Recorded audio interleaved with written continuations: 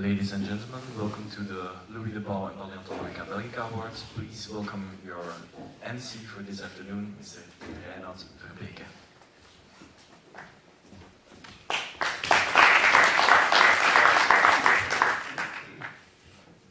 Dear paleo enthusiasts, I warmly welcome you to the 5th award ceremony of the non-profit organization Palaeontologica Belgica, an association that aims to spotlight the work of citizen scientists and professional paleontologists.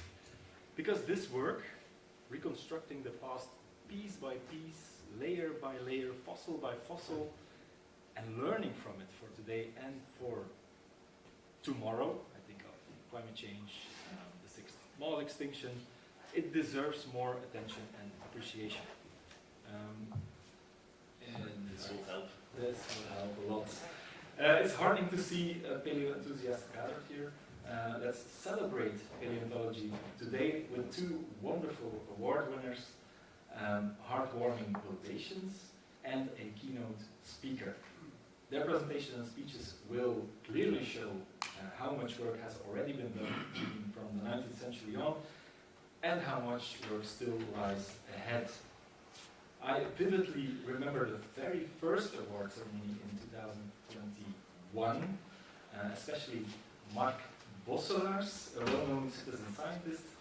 He studies whale ancestors, especially from the Antwerp region, and he ended his presentation on stage with a Poseidon impersonation, an Antinous impersonation. He wore a sweater covered in whale prints, stood on one leg, raised a trident into the air, and blew a horn. Legendary. And I'm curious whether this year's winners have a similar stunt up their sleeves. John and Dominique, you still have time to come up with something. One man who's never shy about pulling a stunt to draw attention to paleontology is Anthony Hellemond, one of the driving forces behind Palaeontologica Belgica. Recently, Anthony gathered quite a bit of press for restoring and reconstructing a megalosaurus, or Irish elk, in Leuven. The specimen is now on display in Museum M. I think it was inaugurated this week. Anthony will emphasize the purpose and the purpose of the two awards we're presenting today. Anthony.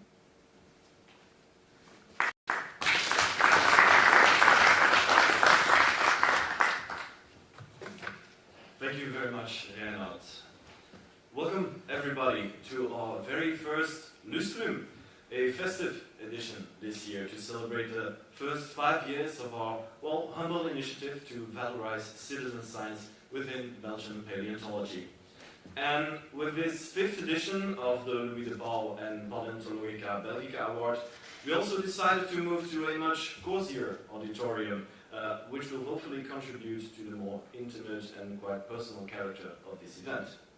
We are very pleased that the Scientific Advisory Board has decided to elect our two laureates present here today. For those who may not know how this works, the Scientific Advisory Board consists of representatives of universities, non-profit organizations, industry, and governmental research institutions who cast their votes during the first half of this year upon two extraordinary people who have contributed a great deal to Belgian paleontology and who are, coincidentally, not of Belgian nationality, which I think should be seen as a compliment to the interesting fossil archive that is buried beneath our feet. But with this being said, I would also like to welcome all of our audience members who decided to drive from all ends of the country and abroad to join us here today in this award ceremony. We are grateful that you took the time and effort to join us here at Brussels University. And for those of you who couldn't join us physically, but are logged in online to follow us via our YouTube live feed, we thank you kindly for taking the time to follow these celebrations. So, here we are, 5 years down the road. This might be a good time, I think, to look at what we have actually achieved with our events so far. And first of all, in the past 5 years, one of the most important realizations is that we have shown gratitude and respect to citizen scientists who contributed to Belgian paleontology, and we will continue to do so in the coming years. This event is a sort of valorization of their work that often goes on for many decades, and this often without, financial funding, without a lot of academic or governmental support, and without often an extensive professional network of means of research to fall back upon. And secondly, we are happy to notice that the term citizen science, or citizen scientist and everything derived, is being favored a bit more in literature, either in popular scientific literature or in peer-reviewed journals. Please do not hesitate to come in, whoever that might be. The more the merrier. And so, we see that the term citizen science or citizen scientist is favored a lot more in journals and popular scientific reviews as well. We are grateful for the contributions that citizen scientists make, and we are happy that often these days they are not classified anymore as amateurs or hobbyist scientists or researchers, as has often been the case before. And like I said in previous opening statements, good research is good research, regardless of who conducts it. And however, there still is a long way to go, but I think we are definitely on the right track. And thirdly, there is the aspect of representation and legitimation.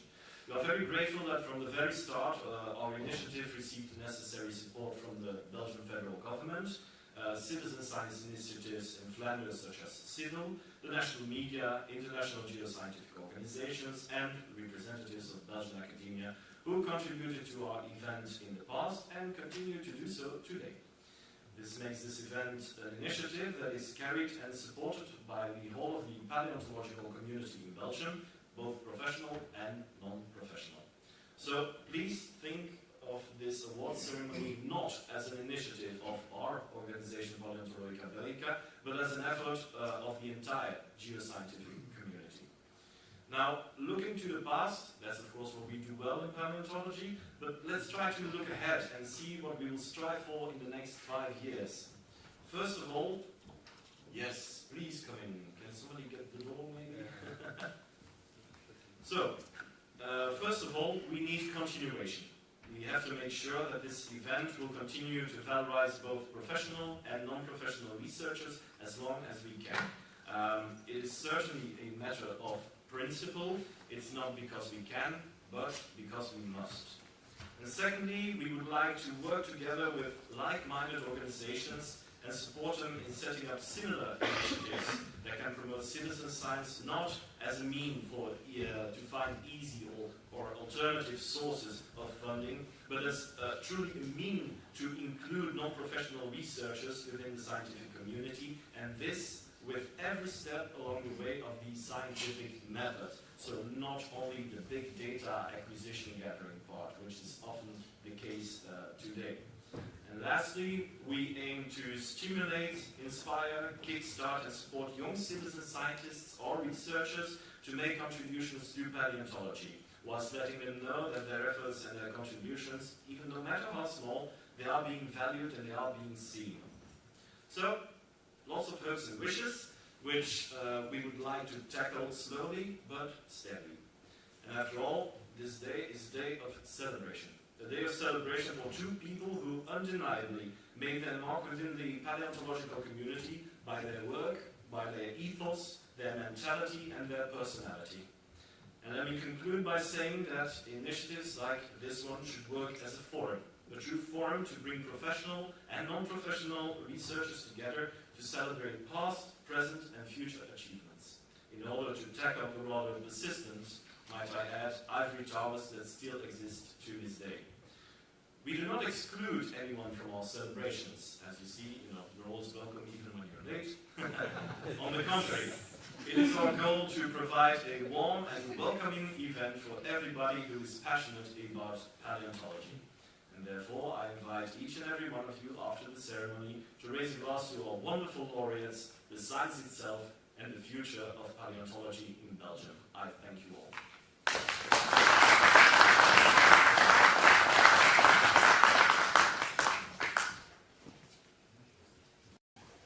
Yes, time to announce our keynote speaker of today, Jelle Reumer. He is one of the most prominent voices in Dutch paleontology.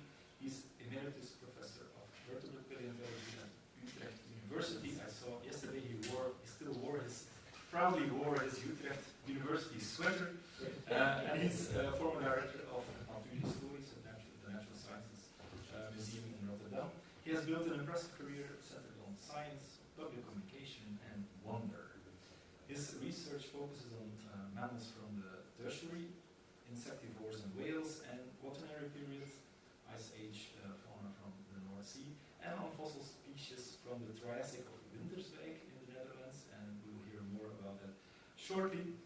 But he's also known as a master storyteller, who makes complex topics accessible to a broad audience.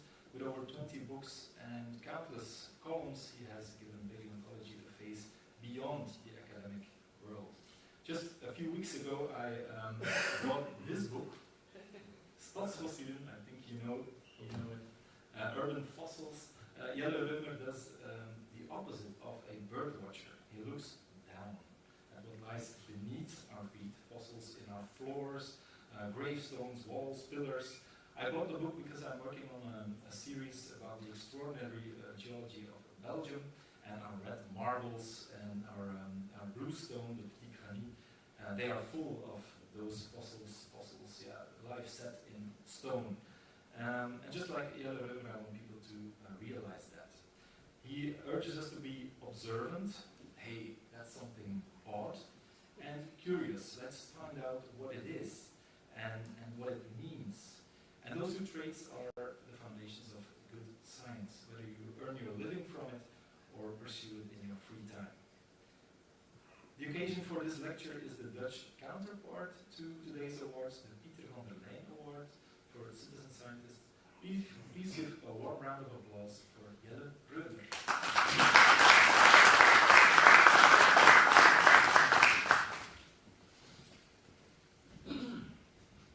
Well, thank you for this introduction, which was really too much. And I want to thank the organizers for inviting me to give this talk on citizen science in Dutch paleontology, and more especially on the Van der Leyen Award that we hand out once a year. Well, if there's no corona or other things, then it's once a year. Well, it has been said a few times already, citizen science, burgerwetenschap in Dutch. It's about research conducted on a voluntary basis and not professional by amateur. I have amateur between quotes here. Well, Anthony asked me to put it between quotes. I love the word amateur. It has of course, it has a pejorative meaning too. He's only an amateur. But it's from the Latin verb amare, which means to love. So an amateur is someone who loves what he does. We are all lovers.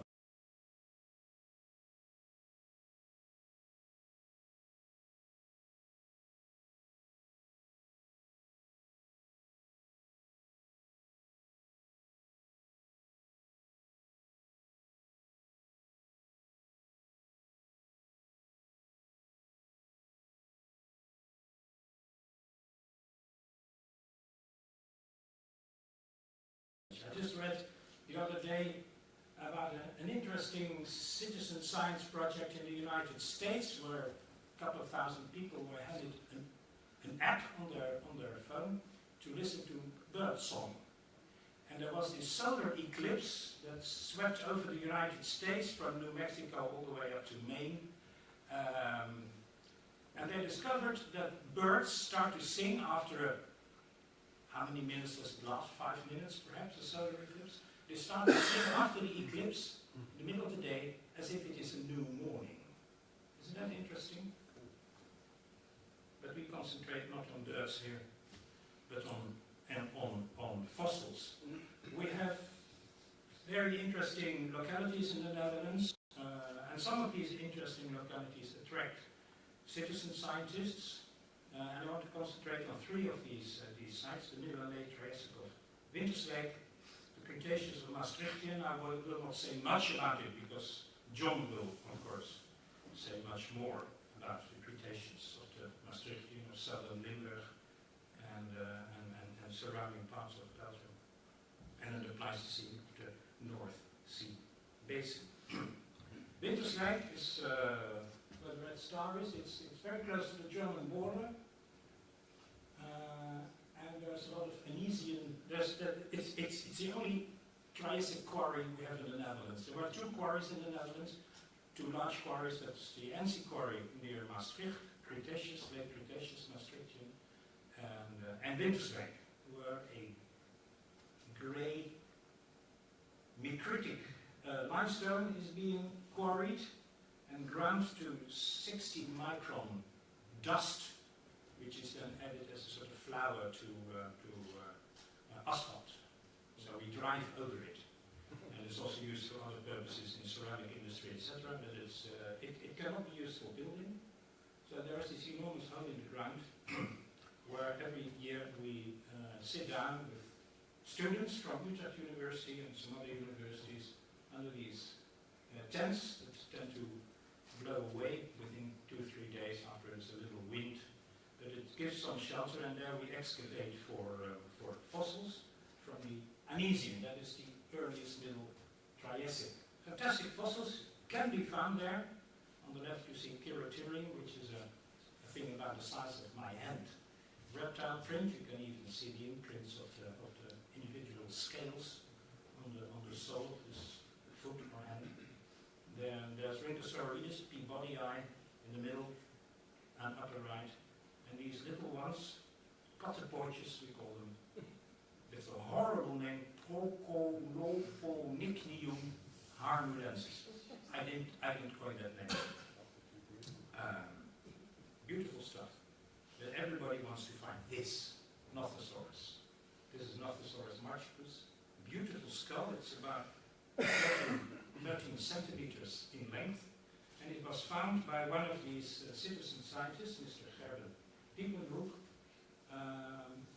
in a piece of stone, and it was broken here. And the only thing you could see in this piece of stone was this little brown circular, semicircular thing that turned out to be this skull. It was broken into it. But he prepared everything, so you see the beautiful skull of Nothosaurus here. This is the eye socket, nostril, temporal opening here. This is the parietal opening here. The brain is down there, so they're not very intelligent. This is the lower jaw with these gigantic fangs. It was a fish eater, Nothosaurus marchicus. Found by a citizen scientist. This specimen is now in the museum in Enschede, if I'm not mistaken. Mr. Herman Winkelhorst is one of the best-known citizen scientists working in Winterswijk nowadays. He discovered this very little skull. You see it here. Here it's enlarged, and this is a drawing. It's a new species. It was a Nothosaurus, and it was named after Herman Winkelhorst, which implied that he was not co-author of the paper because you're not supposed to name species after yourself. And the last specimen, Palaeontologica Belgica, perhaps you should say Belgica in proper English, found by and named after Mr. Remco Bleeker. I think this is also in the Enschede Museum nowadays, this specimen. The Winterswijkensis, no, the Winkelhorstie, Nothosaurus winkelhorstii is in Naturalis, in Leiden. That's of course a thing. If a new species is described, the specimen, the holotype, needs to be deposited in a public collection, a museum or university collection. But these people, they don't care. They don't collect their material to put it in a shoebox and under their bed or something, or in a cupboard, and nobody allowed to see it anymore. These people are very open. They work together with us. And it's not only vertebrates; it's also invertebrates that we found. Osterringia neerlandica is a shrimp. It's this thing here. This is a schematic drawing. I think it's not a real shrimp. I think it's the exuvium, because these animals, they shed their skin 5, 6, 7 times during their lifetime. So well, you said that yesterday also. One individual animal can make 5, 6, 7 fossils if we're lucky. Oostringia, named after Mr. Henk Oosterink, who died in 2005, I think, quite some time ago. I'm not exactly sure. He started, in fact, finding fossils in the Winterswijk quarry already in the 1960s. It was a limerick, a degenkrab, in are extremely small. These things are about, well, not more than 1 centimeter. As you see some of the veins here. This is a sort of little cockroachy thing. You really need good eyes or a magnifying glass, or at least reading spectacles to be able to find these things and see these things. So this is all from the large quarry, Anesian. On top of the Anesian are a few other layers that were always, shoveled aside, not used by the quarry management. But then we discovered a layer of Retian stuff on top of the Anesian. It's discordantly lying on top of the Anesian, so there's a time gap of about 40 million years in between. There's a few meters of Retian. It's not a limestone, it's a sort of mudstone, it's flaky, it stinks, it's full of pyrite. But there's beautiful little fossils in it. When you dissolve it in vinegar, just household vinegar, you can use household vinegar, it's very useful, and then you sieve it and you get all these beautiful little teeth, sharp teeth, Rhomphaiodon here. These are the Solus and Acrodus-like shark's teeth. This is a dermal tentacle. And bony fish also, Sorictis, Bergeria, Gyrolepis, Pycnodons. So there's a whole fish fauna there to be found in this Retian sediment in Winterslag. Now it becomes interesting because we wrote 2 papers on this material, and after the first paper we got an email from a citizen scientist in northern France who said that we made a mistake. That is true. There was one funny tooth that we identified wrongly. And he said, no, Mr. Römer, or Mr. Diependahl, either of us, we did it together. No, you made a mistake. It's not this species, it's that species. So we contacted this man, citizen scientist, Emmanuel Chenal, who is in Mirecourt. He's a teacher at a primary school, and he does this as a hobby. He knows all these localities in the Vosges department, Département des Vosges, Vosges, just 40-50 kilometers south of the city of Nancy, where not far from Nancy is the famous locality Saint-Nicolas-de-Port, which is a sort of reference locality for the Retian stuff in eastern France. It's just the border of the Paris basin. So we went there, and I've been to Mirecourt now and excavating with Emmanuel Chenal 3 times. We work together. We are going to make a few publications together. Next month in the Society of Vertebrate Paleontology meeting in Birmingham, we have a poster together on, well, not on these things, but on early mammals, or mammalia forms. We have just over a dozen teeth now from early mammals from the late Triassic, which is extremely interesting, of course. These are really the earliest mammals that lived.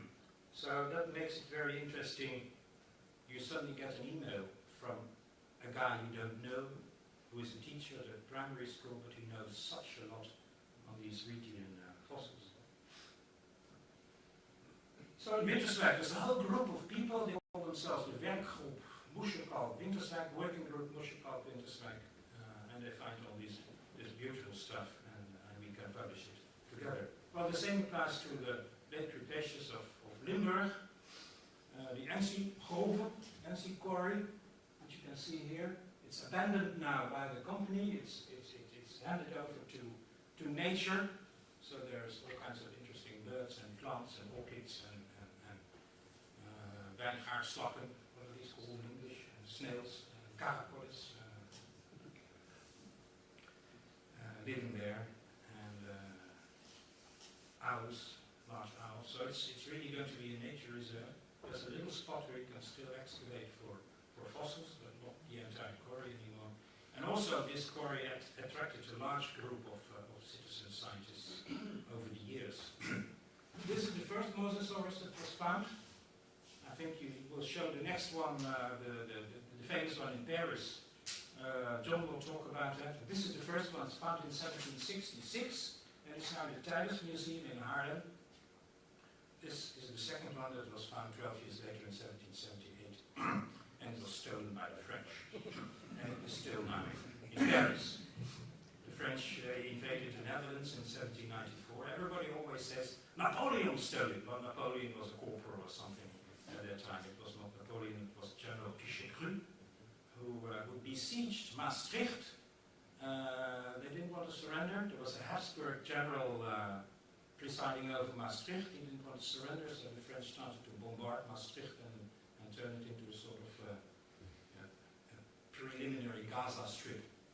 After 6 days, they surrendered, and the first thing the French took was not the mayor or the Habsburg general, but this specimen, which is still in Paris.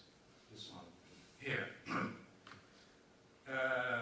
Well, it should be returned, but on the other hand, they have much nicer stuff now in Maastricht. This is the famous holotype of Prognathodon saturator.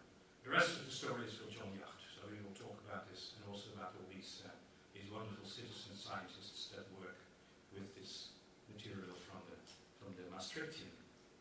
Let's go to the sea, the North Sea basin. The North Sea was land up until something like 12,000, 13,000.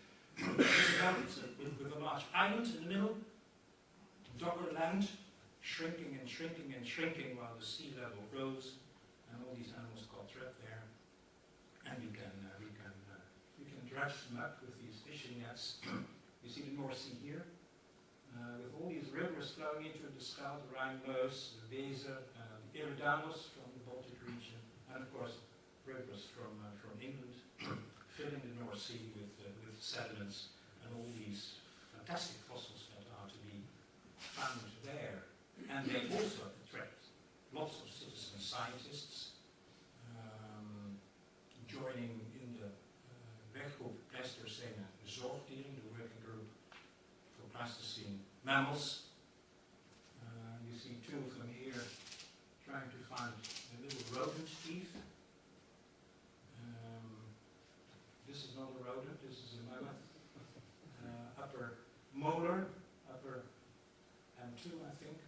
This is Dick Mol, the famous Dick Mol. He's Mr. Mammoth, we call him in the Netherlands. I think he's one of the best-known citizen scientists. So we go to sea. I was there also once, and everybody was seasick. It was wind 5 or 6. There were waves of 5 or 6 meters high, so everybody was turning green and vomiting, except the captain was kept on steering the ship. Yeah. Tons and tons and tons of bones are being dredged from the North Sea and stored in, this is in Urk, in the storage room of Klaas Post. This is a beautiful mammoth bone. You can see here amidst flounders and other interesting seafood.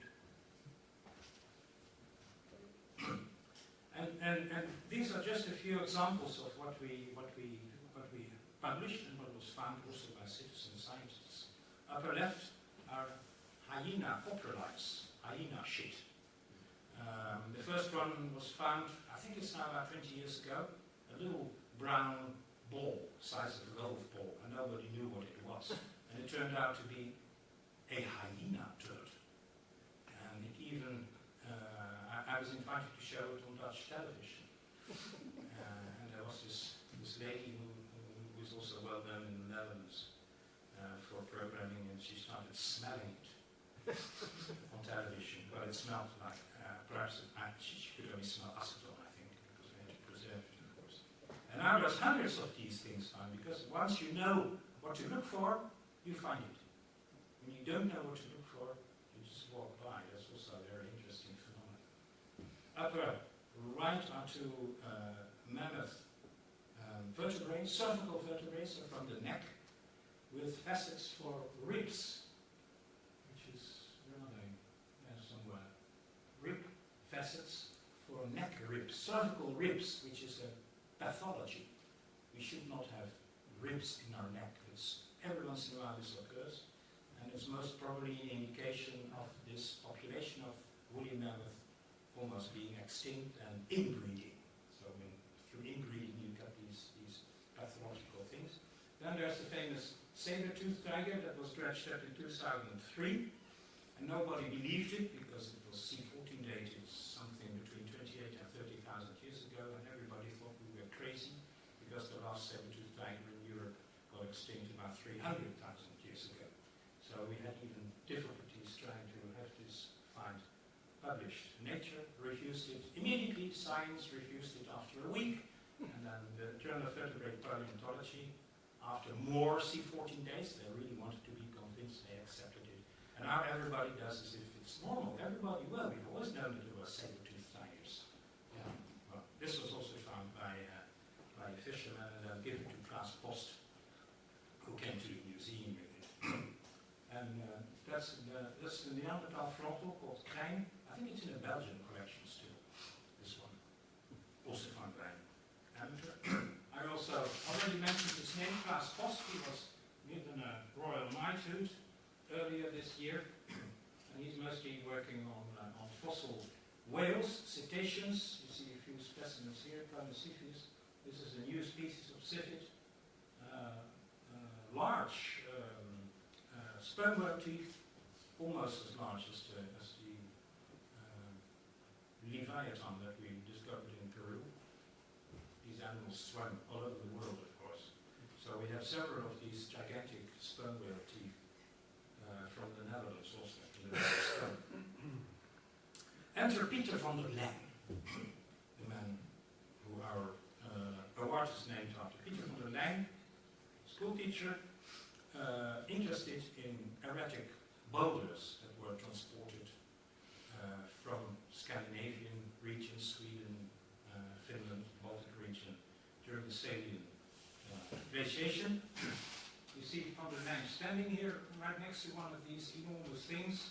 This is the same stone, actually. You can recognize this little thing here, the same stone. But now it's in a reserve, it's in the nature reserve. He wrote het Keien book, the boulder book on erratic boulders, which is still a classic book for Dutch geology. We have a few of these deposits in the Netherlands, boulder clay with these gigantic boulders.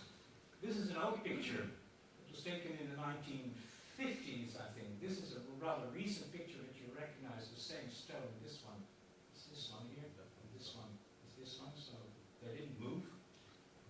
Well, they're extremely heavy, of course. They used to build these dolmens in the Netherlands, hunebedden, from these gigantic stones, and nobody ever understood how these hunebedden, how these dolmens were made, until they discovered mammoth bones this size, and then it was clear these were giants, now extinct giants that were able to pick up these stones and then build the hunebedden from them.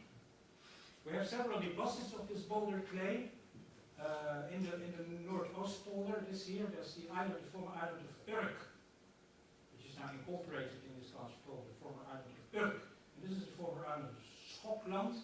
There's more. There's an island here, Marken, which is a boulder clay deposit.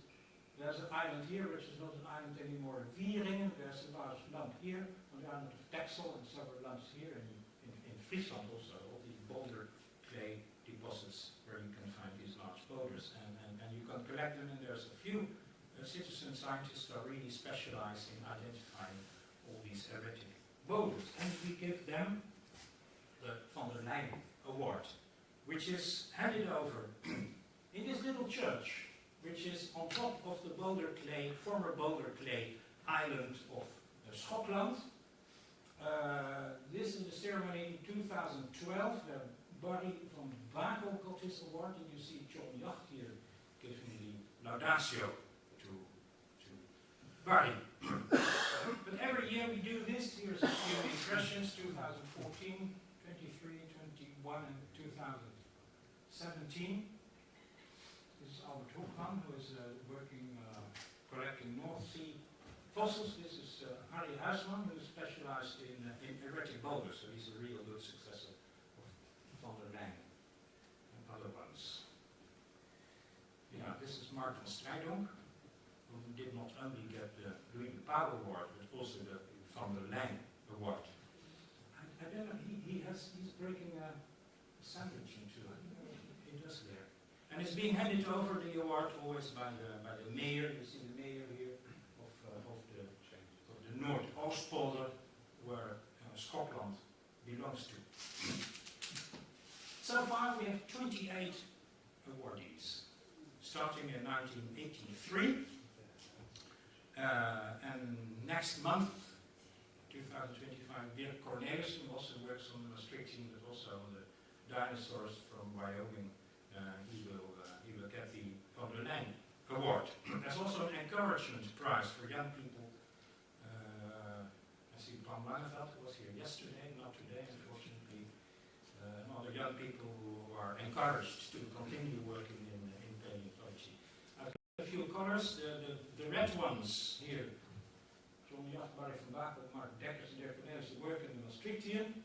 The green ones, it's only two, I just noticed, Henk Oosterlink and Helmer Winkelhorst, work on fossils from Winterswijk, and the blue ones, there's more of them, they work on the Pleistocene material from the North Sea Basin.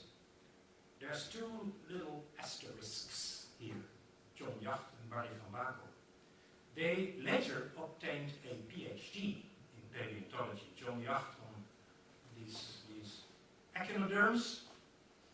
I still don't understand how you can distinguish all these little things, but he wrote a very voluminous PhD dissertation on that. And then Barry van Bakel, he got his PhD last December on Cretaceous crustaceans. Cretaceous crustaceans, it's a nice alliteration.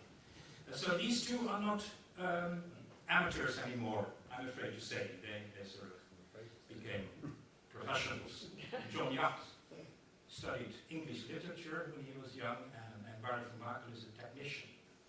But they're now Dr. Jacht and Dr. van Bakel. So even when you get an amateur award, you can become a professional scientist. So if I conclude, citizen science is of great importance in Dutch paleontological research, and not only in these three groups, West Winterswijk, Maastricht, and North Sea, but also in other fossils. There are quite many new taxa, genera, and species discovered by these people and subsequently described with their input and with their co-authorship, or being named after them, such as Nothosaurus, Winkelhorst, etc., etc. I think John will also present us a few samples of this. Since 1983, the Van der Leyen Award was given to citizen scientists who were, or who still are, they're not all alive anymore. Some of them passed away, unfortunately, but many of them are still very important for Dutch paleontological research, and they contribute to scientific publications. That's a criterion, by the way. If you only collect stuff, you will never get the Van der Leyen Award. You need to contribute scientifically, co-author papers, etc., etc. And it's awarded on a yearly basis, handed over by the mayor of the municipality of the Noordoostpolder in the old church on the former Scotland Boulder Clay Island. I leave it here. Thank you very much.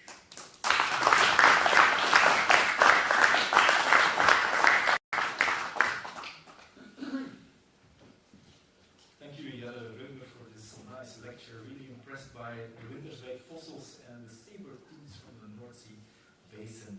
Now it's time for the first award of the day, the Louis De Pauw Award for Citizen Scientists. Louis De Pauw was the 19th century preparator and citizen scientist avant la lettre who excavated and mounted the famous Bernissor Ornaments, our treasures, our paleontological pearls here in Belgium.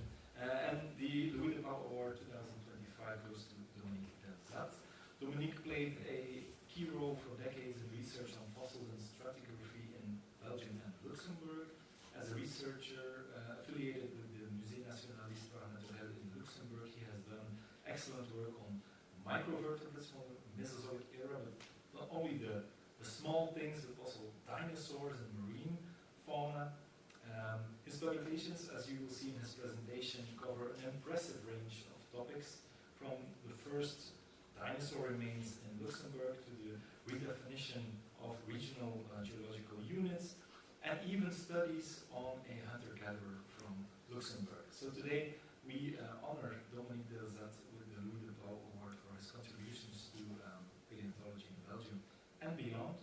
Two close friends, Ben Tui and Lea Noemberger Tui, will give a laudation through a video, as they unfortunately couldn't be here today. But here they are through a video.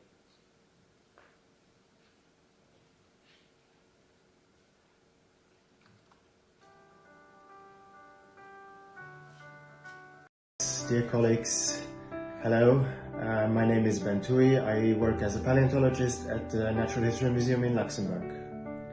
And my name is Lea Noemberger Tui, and I work as a paleontologist in the Dinosaurier Park Teufelsschlucht in Germany. It is a very special pleasure for me and for Lea to provide a laudatio for Dominique Delzat, and on a personal note, I have known Dominique for a very long time, at least since the Miocene, and I can tell one of my first memories about Dominique in the scientific context is when I was a young boy. My father drove me to a place in Belgium near the river Ruhl, where Dominique had compiled a pile of sediment from a bone bed from the Upper Triassic of Saint-Nicolas-de-Port, and the task was to screenwash this sediment to search for microvertebrates. And back then I was a young boy, I wanted to become a paleontologist, like most young boys, but Dominique took a very, very important role at this early stage, because I was interested in fossil echinoderms. I wanted to do a project on them. And Dominique, back then, working as a freelance scientist at the Natural History Museum, he welcomed me, he gave me advice, took me to outcrops, and most importantly, gave me the right literature. And specifically, he gave me literature by Hans Hess on microfossils of brittle stars. And this had a very, very deep impact on me, and those who know me a bit, and this is an example of brittle stars, those who know me a bit will know that the brittle star story has escalated since then. So yes, this was very influential for me, and it also showcases how Dominique works, how Dominique thinks, his scientific spirit. He is interested in everything that is odd, poorly studied, or otherwise exciting, and this goes well beyond his own area of expertise, which he will tell you a bit about in his own presentation. He was interested in ophiroid brittles, in ophiroid microfossils, and passed his interest on to me. By the way, brittle stars are also a very tangible connection between the laureates of today, between Dominique and John, because they actually published a paper together on a fossil brittle star. So there you go, the two are connected. Dominique is not only an excellent scientist and author of papers, he is also an admirable field worker. He never skips a good excavation. He has a feeling for a good outcrop and a good sample. And boy, is he strong and tenacious in field work. I really want to be as strong as he is when I am his age. So yeah, keep the good work up. Apart from being an excellent scientist, he is also driven by the motivation to share knowledge and to enable people. I can easily say that he has been a mentor for me in my early stages as a young scientist, and his motivation to enable people is also the reason why we shoot this laudatio here at this place.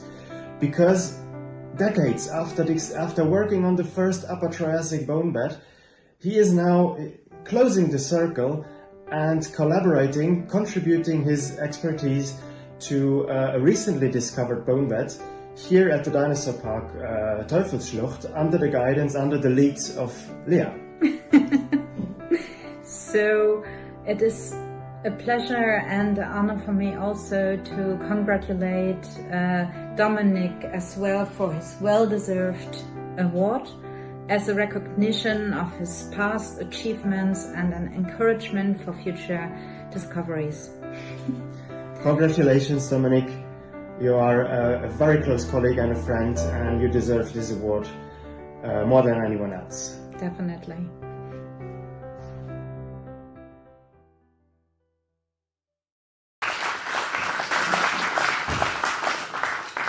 What a nice ovation.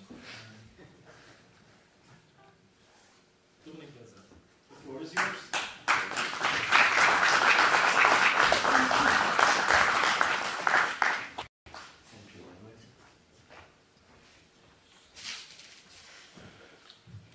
Hallo allemaal, bedankt voor jullie aanwezigheid en bedankt aan de prestigieuze universiteit die ons ontvangt.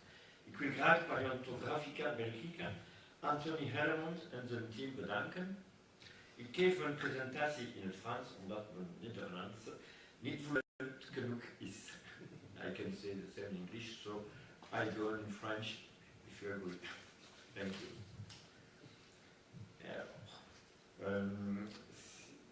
Comme beaucoup d'entre vous, je suppose, les premiers pas vers la passion vers la paléontologie, les sciences de la vie, les sciences naturelles, sont motivés par des choses toutes simples.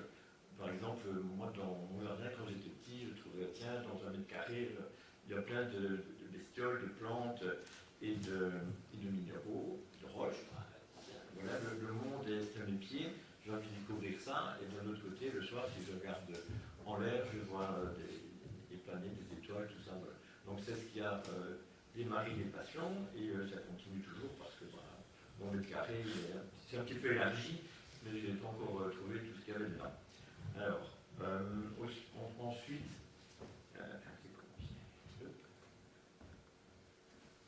voilà. Il ne suffit pas d'avoir des passions, on va dire, précoces, il faut aussi les entretenir et les nourrir, donc évidemment des lectures passionnantes et des émissions aussi à la télévision qui, quand j'étais petit, étaient encore en noir et blanc, avec des images superbes sur non seulement le Big Bang et tout ce qui s'en est suivi, donc les sciences de l'univers et du cosmos, mais aussi les idées sur les origines de la vie, donc j'étais fort influencé par les expériences de Stanley Miller, etc., sur la synthèse des molécules organiques au départ, des molécules simples, on va dire. Et ça motive aussi tout ce que je fais depuis, c'est-à-dire ce que j'ai pu faire en biologie, mais aussi ma carrière, vu que quand j'étais petit, comme on disait tantôt, beaucoup de petits garçons, comme disait Ben de Luxembourg, donc qui est actuellement conservateur de la section paléontologie, on rêve d'être paléontologue, mais moi, à mon âge, paléontologue, c'était juste dans le film. Donc moi j'ai fait médecine pour continuer à faire le bio. Et en médecine, j'ai eu quelques cours d'évolution en anatomie comparée, en embryologie, qui était aussi une introduction intéressante pour continuer après dans la paléontologie.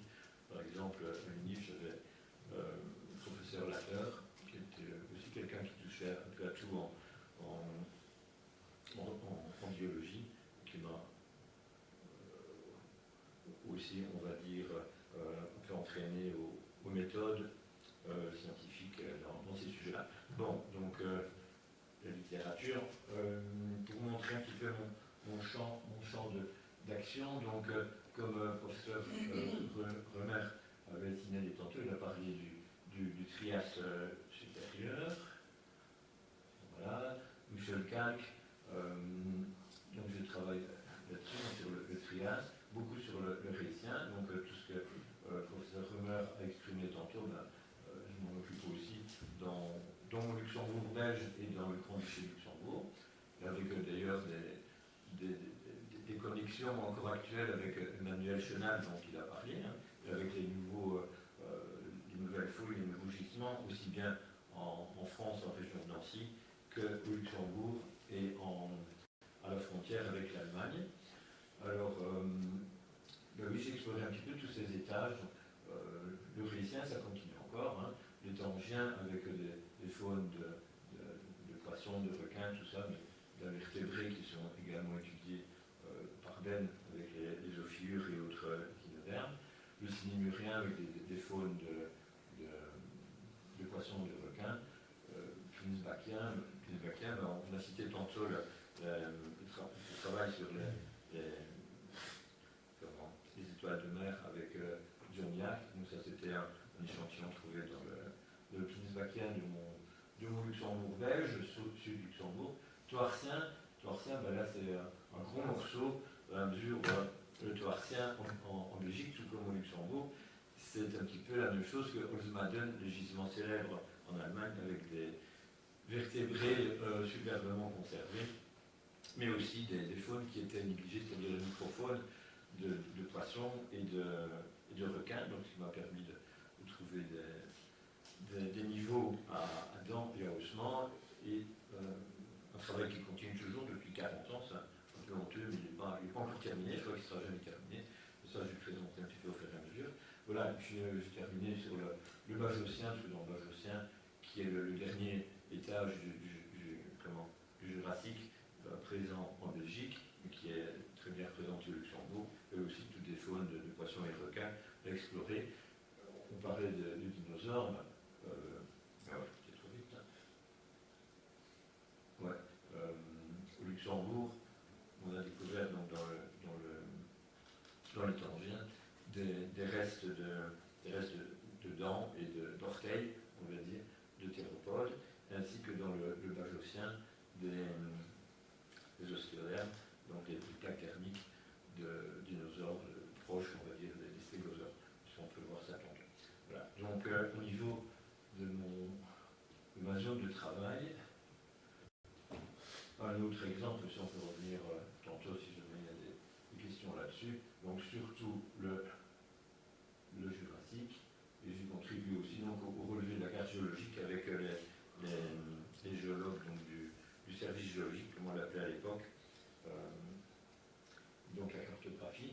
Ça, c'est mon premier article, voilà, donc magnifique, une grande revue internationale, c'était à Landry, qui est mon village natal, et qui présentait voilà, ce qui attirait les curiosités des bélémites, des ammonites, des bivalves, et puis mes premiers pas en stratigraphie.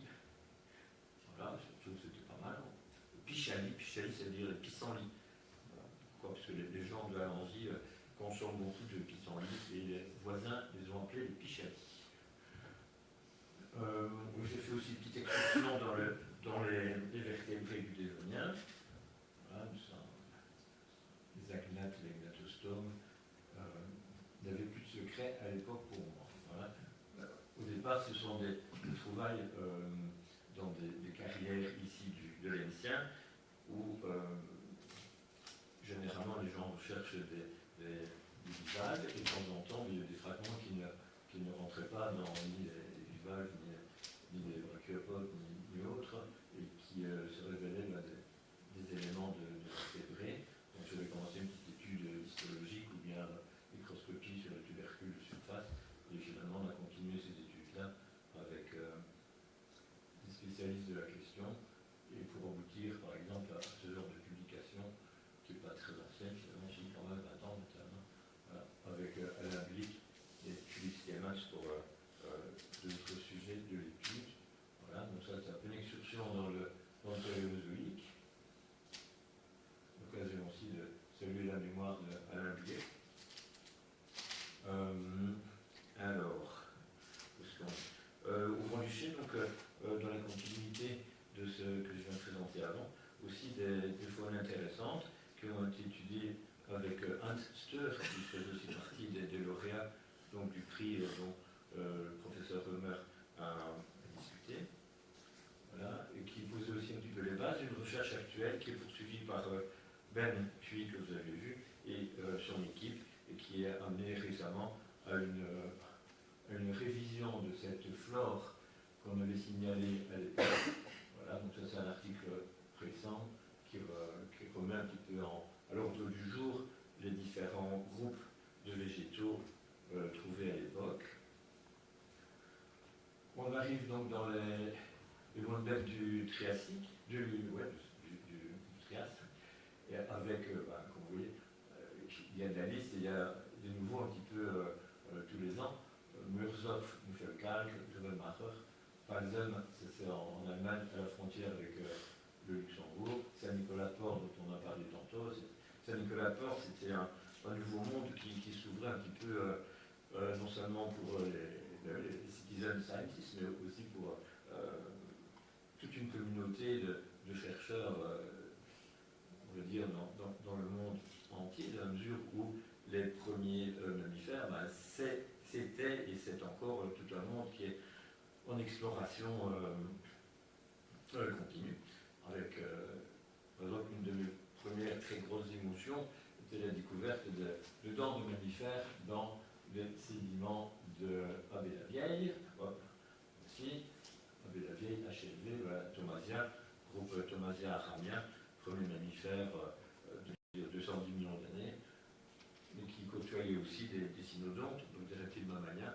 On était dans un monde où se côtoyaient donc les ancêtres des mammifères et puis leurs descendants, avec des overlaps importants. Voilà, c'est joli, c'est tout mignon, avec des racines, des cuspides, tout ça. Donc ça, c'était super découverte sous la binoculaire pendant que mon fils était rentré regarder la télévision. Et aussi non seulement des mammifères, mais des poissons actinoptérygiens, des pycnodontes. Cela, par exemple, a fait l'objet d'une publication avec Jürgen Kriwet, qui est récemment retraité de l'université de Vienne. On verra peut-être tantôt. Donc, l'étude des pycnodontes du Trias supérieur. Voilà, donc une petite publication sur le deuxième dent, finalement, d'Aramia. Donc là, on écrivait à l'époque quasi un article par dent trouvé, parce que c'était le rendement des tris, des tamisages des sables du Récien, par exemple. On peut tamiser 250 kg pour trouver peut-être une dent complète. Donc c'est pas comme si on dit. Et c'est très bien pour faire du sport quand on n'a pas le temps d'en faire autrement. Voilà un article avec Chris Duffin. Je peux présenter tantôt, si ça intéresse, la liste des gens avec qui j'ai travaillé, mais qui ont été aussi mes professeurs, dans la mesure où j'ai appris, vu que ce n'est pas mon métier officiel de base, j'ai appris énormément lors de rencontres, de workshops que j'organisais, ou de conférences avec des spécialistes internationaux au niveau européen qui étaient invités dans mon sud Luxembourg belge, puis luxembourgeois. Voilà. Donc avec Chris de film, j'ai fait pas mal. Donc la faune qui est tout à fait semblable à celle que le professeur Römer a présentée tantôt sur le Rétien de Winterswijk, et dont je continue aussi l'étude avec Emmanuel Chenal, dont il a parlé, pour argiler des nouveaux gisements. Voilà, il y a du travail, et on trouve, enfin, il trouve, et on collabore à trouver, voilà. On travaille là-dessus, il y a toujours à dire, et on revoit les groupes qui avaient été un peu négligés aussi. Voilà, une autre petite dent, donc là c'était la troisième aramia de gisement proche de Abbé-la-Vieille. Abbé-la-Vieille, c'est sur l'autoroute 411, au bord de l'autoroute, c'est un gisement qui est, si on veut, toujours accessible à la fouille, et j'y retourne de temps en temps pour faire des prélèvements. Par exemple, il y a l'étude des reptiles mammaliens, les cynodontes, la page de droite qui est loin d'être terminée. Donc, voilà, il y a encore du matériel à décrire. Voilà, cette petite Thomasia, donc la troisième, pour la Gaule. Donc la partie jurassique du sud Luxembourg, la partie jurassique, on va dire, de Lorraine. Les Triassic vertebrate foraminifera. Ça, c'est un autre bonne bête trouvé, on va dire, par le hasard de l'esprit allumé sur le chemin qui me rendait à la réunion des collaborateurs du musée d'histoire naturelle de Luxembourg. Tiens, je l'ai repéré à côté d'un cimetière, donc entre l'aéroport de Luxembourg et la ville de Mondorf, qui, en plus d'être une ville de terme, était l'endroit des réunions des collaborateurs. Tiens, un gisement de Rétien, on va aller voir ça. Et de la première cuillère à soupe de tri de sédiments, voilà, des cynodontes et autres, des anarchosaures. Donc ce bonne bête de Ziran est étudié avec Monsieur Dinosaure local, national, Pascal Godefroy, et d'autres amis et collègues, avec une étude paléontologique avec Marc Roche, qui était à Liège à l'époque. Voilà, c'était une autre présentation du même sujet. Voilà. Une petite excursion chez les amphibiens, qui était un petit peu anecdotique à l'époque, donc en 96, mais dont le sujet d'étude est reprise actuellement avec Ben Thuy, donc on a vu en vidéo, et l'équipe du musée de Luxembourg, avec des nouvelles fouilles dans la région qui avait fourni ces restes de plagiosaures et de capitosaures. Voilà. Des petits reptiles terrestres, des lépidosaures, Crénosaurus ici, qui est un des sujets de prédilection de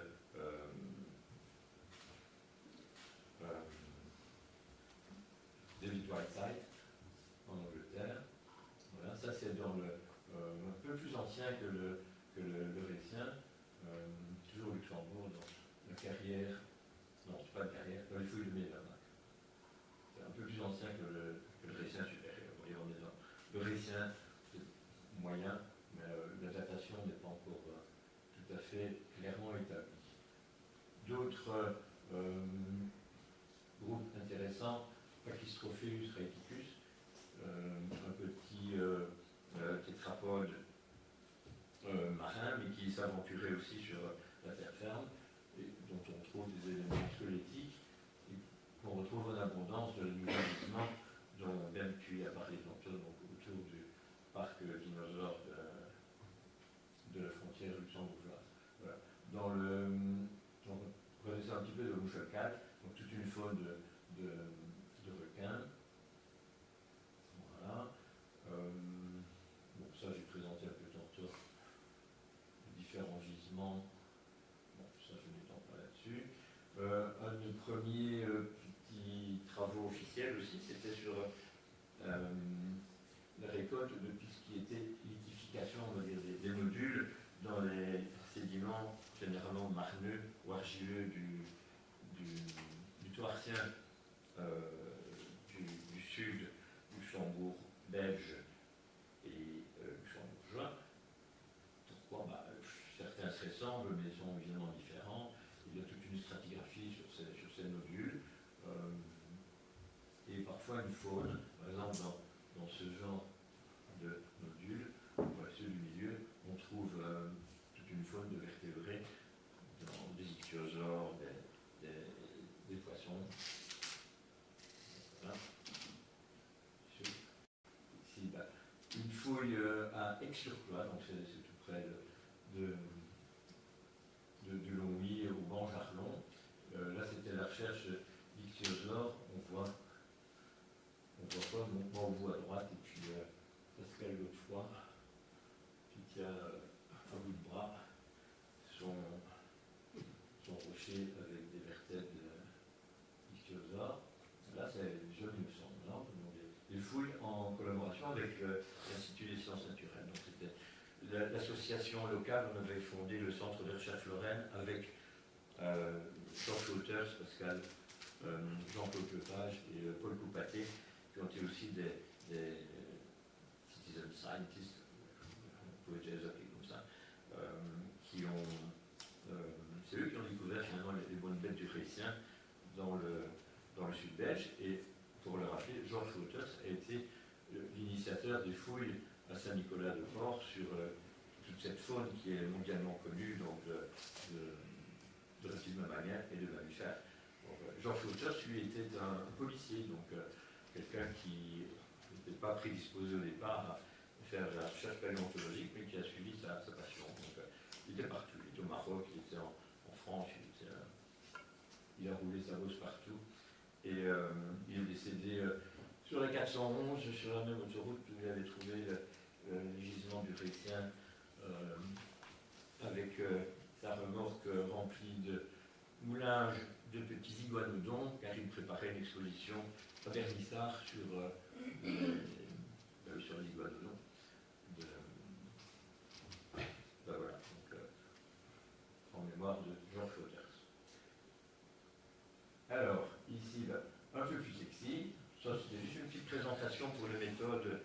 recherche des microvertébrés. La récolte, le lavage, à l'eau ou pas, ça dépend de la nature du sédiment, le traitement à l'acide, tout ça, vous connaissez. Le tamisage artisanal ou pas, il y a des plus beaux toniques là. Les vanillons, c'est très bien pour terminer à nettoyer les sédiments, etc. Voilà. La petite faune d'Alanzy, qui a été étudiée à l'époque très superficiellement avec Jacques Herman. Et je suis toujours occupé à l'étudier. J'ai terminé cette semaine, on va dire, un travail qui reprend toute la faune de Alanzy, ainsi que de ses gisements voisins du Luxembourg. Voilà, donc le Toarcien et les faunes de requins. Hop. Donc, la plupart des identifications ici, on peut les remettre soit en synonymie maintenant avec des groupes nouvellement décrits, avec des nouveaux genres et nouvelles espèces. Et on trouve la même faune donc, au Luxembourg, entre les couches à Crassum, au-dessus de la zone abifrante, jusqu'à la zone Toarcense, donc dans le Toarcien moyen. Voilà. L'importance du microscope électronique à balayage, ça aussi, c'est un événement important dans ma vie, on va dire à l'époque d'amateur en paléontologie. Avoir accès à un microscope électronique à balayage ou à d'autres techniques d'imagerie, c'est excessivement important pour pouvoir étudier les détails et puis à l'époque pour pouvoir être crédible aussi pour rédiger des publications. Donc voilà, ça se discute actuellement. On a des très bonnes qualités de microscopes qui permettent de produire des images pour des publications, mais le microscope électronique à balayage, c'est quand même le temps. Voilà, donc là, toujours dans la suite de mes études des microvertébrés du Toarcien, on trouve au Toarcien les premières raies, point, voilà, avec une famille qu'on a décrite d'abord comme archéobaptidée, mais qui a été rebaptisée Toarcépatidée parce que le nom était pris, on l'a trouvé un peu plus tard. Donc avec différents genres et espèces de raies, en tout cas de dents de raies, alors que avant cela, les raies étaient surtout connues du Jurassique moyen, plutôt le monde supérieur. Donc les premières raies apparaissent au Toarcien, avec, pour être correct, une présence maintenant détectée dans le Klinsbachien supérieur par l'équipe de Urgen-Cruet. Donc voilà, cette faune était déjà diversifiée au Toarcien, comme deux genres et 4 espèces. Donc ça ne tombe pas du ciel. En disant ça, je pense aussi à autre chose. D'autres gisements que j'ai étudiés du Toarcien, donc en Normandie, en Alsace, dans les Deux-Sèvres, ainsi que des sédiments de Hongrie, permettent de mettre en parallèle quand apparaissent ces faunes de type moderne, parce qu'il n'y a pas que des raies, il y a aussi des orectolopiformes, carpet sharks, qui apparaissent en Lorraine, en tout cas au milieu du Toarcien, mais qu'on va trouver au Toarcien basal, par exemple en Normandie. Donc il y a toute une paléogéographie, une paléoclimatologie, avec Guillaume Dera avec Guillaume Dera, on a étudié sur les isotopes donc de l'oxygène, les paléotempératures, et en évoquant aussi l'ouverture du couloir hispanique, du couloir viking, etc. Donc on a touché énormément de choses au départ des prélèvements de l'émail de ces microdents, puisqu'on avait une biostratigraphie très précise sur base des ammonites. On a pu établir des jolies courbes de température. Voilà, un petit article sur les premières raies, c'est quand même un gros événement aussi, ça. Qui a continué après avec d'autres équipes ici en Allemagne, donc en Espagne, pardon, sur la microstructure de l'émail, donc à nouveau des études de microscope électronique à balayage, après attaque de dents qui ont été sacrifiées donc, pour voir l'ultrastructure de l'émail, combien de couches, quelle forme de cristaux compose l'émail. des critères importants dans la reconstitution de phylogénie de ces groupes de raies au départ des autres néocélaciens. Des articles en collaboration avec Detlef Kitt, qui était aussi un de mes professeurs, on va dire, sur un genre de rectologiforme, adnéa. Celui-là a été attribué, dédié au professeur Maubeuge, qui était également un de mes profs en géologie et en stratigraphie, Pierre Maubeuge, qui est décédé il y a quelques années déjà.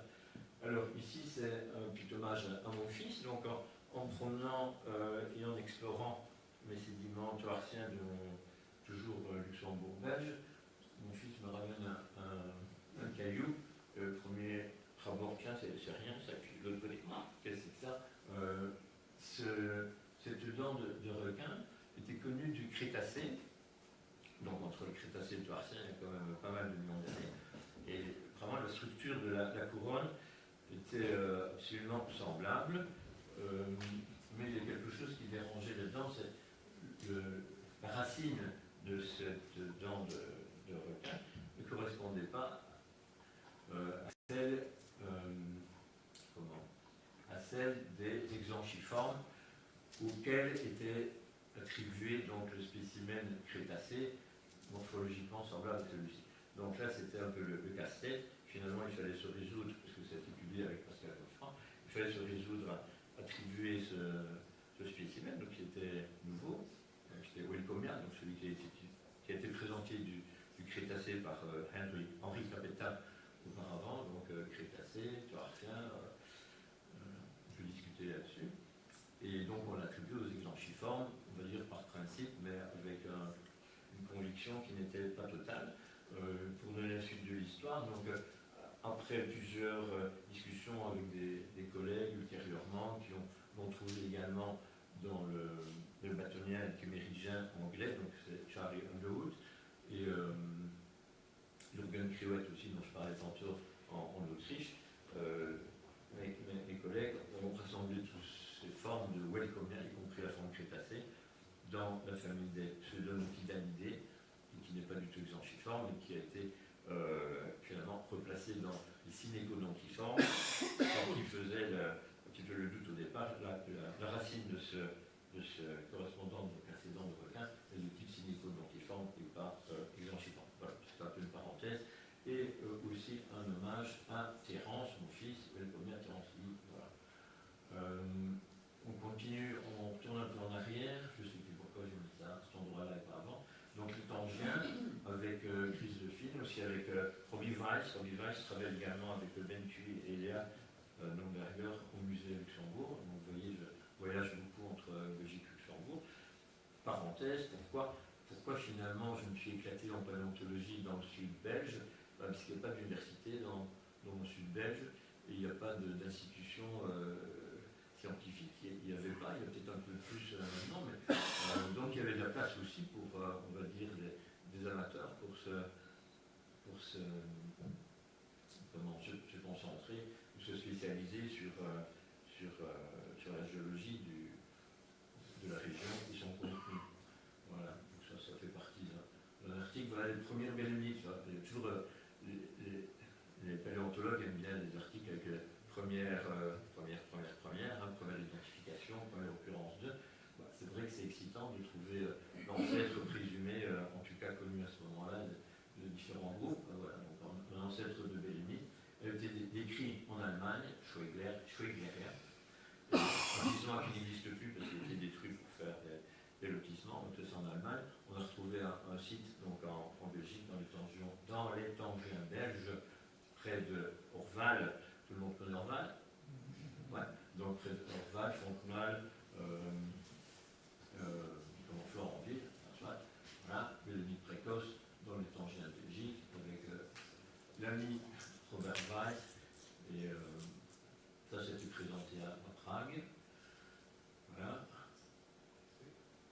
Le Bellemie précoce. On remonte un peu les Tangiens, on remonte dans le Sélimurien. Là, petite présentation avec Chris de Fint, c'est les carrières, le grès d'Orval, le grès Florentville, les grès de géosableuse, on trouve aussi toute une faune de requins. On continue, on fait un petit crochet sur le nord de la France, donc les Ardennes françaises, proche des gisements dont Ben puis présentait tantôt certains éléments, donc dans le Pinsbachien des Ardennes françaises. Prête toujours un peu à confusion. En Belgique, les Ardennes, c'est du dévonien. En France, les Ardennes, c'est pas toujours du dévonien. Voilà. Ici. Donc là, j'ai toute une série de publications sur les requins, les dents de requins du Luxembourg. La Cugodus raufianus qu'on trouve dans la base du Toarcien. Ici, donc, je parlais de Alangi, mes premières trouvailles d'un niveau ossement, et à dents de poissons et requins. Donc, on trouve l'équivalent au Luxembourg dans une sédimentologie un peu différente, mais en identifiant quand même dans la biostratigraphie des ammonites et des bélémites, donc l'équivalence des âges avec Alangi. Là, on a sur cette page, il y a par exemple une nouvelle espèce de requin, rectologiforme. Voilà. Ceci était aussi un élément du Toarcien supérieur en comparaison avec des faunes d'Allemagne. Voilà, cela a été présenté aussi comme un nouveau genre, Microtoxodus, qui est en cours de redéfinition, parce que la même année, une dent assez proche, on va dire, dans le coin inférieur à droite, a été décrite par une équipe allemande, sous un autre nom. Finalement, il y a eu un peu de confusion avec ça, mais je suis en train de la redécrire précisément pour bien exposer la différence avec le genre Pholipistrix et celui-ci, donc Microtoxodus, les deux datant du Toarcien supérieur et de la ligne. Voilà. Il y a un petit travail sur le Bajossien du Luxembourg, là c'est toujours des requins. Là également on a une forme, tout ce qui est les trois quarts inférieurs des images, c'est aussi un genre, une espèce nouvelle de rectologiforme. Voilà. Bon, maintenant, dans la vie, il n'y a pas que des requins, il y a aussi des poissons, des tantôt, le Toarcien du Luxembourg est très proche des faunes de Holzmaden. Voilà tout ce qu'on peut trouver au Luxembourg, qu'on trouve également au Holzmaden, mais on a des particularités, entre autres un poisson qu'on va voir tantôt. Donc en attendant, j'ai fait un petit catalogue de tout ce qui avait été trouvé comme poisson dans les fils carton et les nodules calcaires du Toarcien, donc l'ichthyofaune du Toarcien luxembourgeois, qui, c'est un repère, hein. En plus c'est un catalogue, donc c'est pas une thèse non plus sur l'anatomie comparée des actinoptérygiens, c'est le genre de résultat que je présentais, donc site par site, et spécimen par spécimen. Là, un petit clin d'œil à Dirk Nolf, donc de l'Institut des sciences naturelles, sur les otolithes, dire qu'il trouvait, finalement, au Jurassique, c'est pas très intéressant, on n'a pas beaucoup de moyens d'identifier ou bien discuter sur les otolithes, parce qu'on les trouvait toujours isolés. Mais dans le Toarcien du Grand-Duché, on a trouvé des otolithes en place sur l'Ectolepis normandica, donc c'est un petit on va dire, télostéen, et avec donc les otolithes en place. Là, c'était un petit travail en collaboration avec Louis Taverne, de l'ULB, hein, qui a été aussi mon maître de thèse. Alors, entre parenthèses, thèse que j'ai terminée, mais que j'ai pas. Donc j'ai commencé, mais je n'ai pas terminé, parce que j'étais inscrit à l'UNIF à Louvain, et le département de géologie s'est dissous, et puis finalement, il n'y a pas eu de suite, et puis j'ai des problèmes personnels qui ont fait que je n'ai pas continué.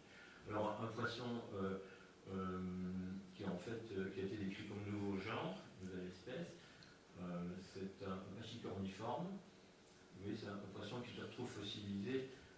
Les trois quarts des spécimens sont non pas allongés, mais ils sont comme ça, repliés ou tordus. Donc il y a du bending, du twisting qui pose des problèmes ou des questions en tout cas.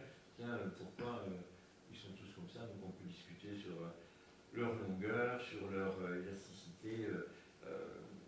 on a des preuves que leur fossilisation a été extrêmement rapide parce que leurs filaments bronchiaux sont très bien conservés, donc à l'endroit où j'avais, c'est-à-dire dans la zone des opercules, et ça s'est fossilisé peut-être en maximum de 3 jours. Alors, la question, est-ce que c'était une incurvation nécrotique? Est-ce que c'est un petit peu la dynamique de la chute du poisson mort sur le sédiment? C'est un petit travail qui implique de la physique et des mathématiques et qui est commencé avec mon fils, dont c'est une des compétences. Voilà, donc Azictis. Il est en révision aussi avec Samuel Cooper, actuellement à Stuttgart, qui travaille aussi pour le British Museum. Des travaux avec Jeff Liston et son équipe sur on va dire, l'hydrodynamique des nageoires pectorales des pachycorniformes. Les pachycorniformes, pour ceux qui ne les connaissent pas, c'est des super prédateurs, de façon super prédateurs aux toarciens, qui se nourrissaient, entre autres probablement, de sèche. Et, ouais, voilà, de sèche. Donc on trouve des sèches complètes dans le tube digestif des pachycorniformes. Il y avait une certaine compétition aussi avec les jeunes ichthyosaures pour cette proie. Ceci, description d'un poisson toarcien, Folidophoridé, dont l'étude a été reprise par Louis De Pauw que j'ai cité tantôt, qu'il a baptisé Luxembourgictis freedoni. Voilà. Quelque chose que je n'osais pas faire à l'époque parce que je n'avais pas assez de critères de différenciation anatomique pour vraiment faire un nouveau genre. Je manquais en tout cas d'éléments de comparaison. Voilà, donc ça c'est le travail de Louis De Pauw au départ de mon travail de présentation précédent. Voilà. Je parlais de cartographie. Là, j'ai travaillé pas mal en cartographie avec l'équipe des géologues donc, du service, ce qu'on appelait à l'époque le service géologique de Belgique, avec à ce moment-là Frédéric Boudvin, équipe qui a été récompensée par la médaille d'Andenbroek en 2019. Voilà. Là, j'ai aussi participé aux descriptions de sondages dans le Jurassique de la Gaume, avec différentes notes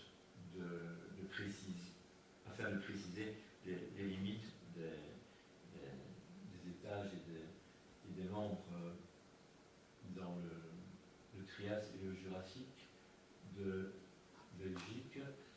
Et là, c'est ce que les virtonèmes me reprochent, c'est d'avoir éliminé le terme virtonien. Voilà, virtonien, c'était un élément du Klinsbachien nomérien, mais qui n'a plus de raison d'être nommé ainsi. Voilà. Participation donc à des notices de cartes géologiques. Ok, un petit crochet à nouveau avec Pierre Maubeuge avec des réflexions biostratigraphiques sur la découverte d'éléments de mouchelkalk dans les sédiments du Trias moyen supérieur de Saint-Nicolas-Port, avec des réflexions sur la paléogéographie de l'immersion des Vosges à cette période. Voilà ici un peu des éléments des différentes formations du Luxembourg belge, avec des zones de contact. Mon fils est tout petit en 1987, à la jonction entre le grès de Virton et le schistolite. Toujours mon fils dans le domérien, avec un niveau repère à l'UMHL, avec des petites notes de terrain de l'époque. Et c'est dans cet endroit-là qu'il avait trouvé, ce grand garçon, ce requin, cette dent de requin, Welcomia terrencii. Ici, John Yacht, voilà les vedettes. C'est joli, hein. Il y a plus beau, mais c'était pas mal. Ça ne court pas les rues, il n'y en a pas beaucoup en Lorraine belge. Un petit peu de la biostratigraphie sur des faunes naines de brachiopodes au toarcien tout à fait inférieur, avec des réflexions là, on commence à discuter du torsion anoxic event, qui est évidemment très bien documenté maintenant avec les méthodes isotopiques, microsédimentologiques et tout ce qu'on veut. Là, à ce moment-là, on faisait attention, tiens, pourquoi est-ce qu'on a des microphones de brachiopodes qui ne dépassaient peut-être pas le centimètre, alors que tous les brachiopodes du Pinimaquin, la plupart faisaient plusieurs centimètres. De la sédimentologie avec les voisins luxembourgeois, avec toujours Frédéric Bouvin, avec qui j'ai passé pas mal d'heures de terrain, et voilà un article qui reprend un peu la synthèse de tout ce qu'on avait étudié comme sondage dans toute la partie sur la carte du Luxembourg belge et du Luxembourg luxembourgeois. Voilà des petits travaux sur les évolutions des faunes à la limite du Trias et du Jurassique, des articles sur le Tangien du Luxembourg pour faire réponse à des articles précédents sur le Tangien belge. Voilà. Alors, une petite période où là je me suis plus branché sur la paléontologie humaine. Voilà, c'est une phase de la vie. Des fois, on ne veut plus voir des poissons, ni des requins, ni des mammifères. Il y a toujours au musée à Luxembourg le squelette du plus ancien luxembourgeois qui s'appelle l'homme de Lochebourg, qui avait été trouvé dans les années 35. Et donc on avait demandé, tiens, on ne sait toujours pas si c'est vraiment un homme ou pas. Donc il y avait cette question lancinante. On dit l'homme de Lochebourg, mais c'est peut-être la femme de Lochebourg. Et j'avais une mission d'essayer de dépatouiller, on va dire, cette question. Ça, on reviendra là-dessus après. Donc je me suis branché un peu sur l'anthropologie et la préhistoire, avec voilà, des petites fouilles, des récoltes de terrain. On commence dans les champs au-dessus de chez soi, et puis on continue, on trouve des choses, des traces de l'homme de Néandertal, sur les collines du sud belge. En fait, si on cherche bien, il y en a partout, donc ils sont bien premiers, donc néandertaliens. Petite étude anatomique avec, entre autres, Jean-Paul Gaultier, que vous connaissez peut-être, parce qu'il est quand même attaché à l'ULB. Et donc, il y a un éminent pathologiste, on va dire, anatomiste, pathologiste et spécialiste en médecine légale. Donc, un travail sur... Au départ, on me présente de Luxembourg, donc cet élément, ce petit os. Qu'est-ce que c'est que ça? On voit les traces des vaisseaux ménagers. Et tiens, c'est vraiment la même chose que le descriptif des trajets des artères ménagées chez les humains. Donc, est-ce que c'est humain? Est-ce que c'est pas humain? Donc, on commence par faire des isotopes stables. On voit au niveau paléonutrition, non, ça c'est quelque chose qui était strictement végétarien. Ça ne doit pas être humain. Au niveau date, on était dans les 28-29 000 BC, donc paléolithique supérieur. Qu'est-ce que c'est que ça? Finalement, c'est quoi ça? Donc finalement, la dia précédente, c'était un jeune ours dont l'alimentation n'est pas identique à celle des ours adultes, et c'était un os temporal, donc d'ours des cavernes, des niveaux du Mullersal, donc la petite Suisse luxembourgeoise, et c'était pas un crâne humain, on va dire, malheureusement. Mais voilà, c'est intéressant dans la mesure où il y avait un peu cette enquête, tiens, qu'est-ce que c'est que ça? Donc c'était bien, un ours, c'est pas un humain. Voilà. Donc ça, c'est grâce, on va dire, aux isotopes, vu que l'anatomie, finalement, restait quand même un petit peu indécise. Là, il y a plein d'images de comparaison. Le trajet de l'artère ménagée, c'est quelque chose qui est pas très variable, finalement. Donc, mammifère, que ce soit un ours, un chien, un humain, les artères ménagées, elles passent par là, comme ça. Donc là, c'est le travail que j'avais fait pour répondre à la question, est-ce que l'homme de le jour est un homme? Question terriblement lancinante. Au niveau anatomique, là, comme il avait été récolté en 1935, il manquait des éléments, il a été réparé, il a été recollé, on a mis de la colle, des résines, tout ça, et les éléments vraiment précis qui auraient permis un diagnostic du genre n'étaient pas conservés. Ça tendait vers humain, ouais, mais non. Donc, est arrivé vers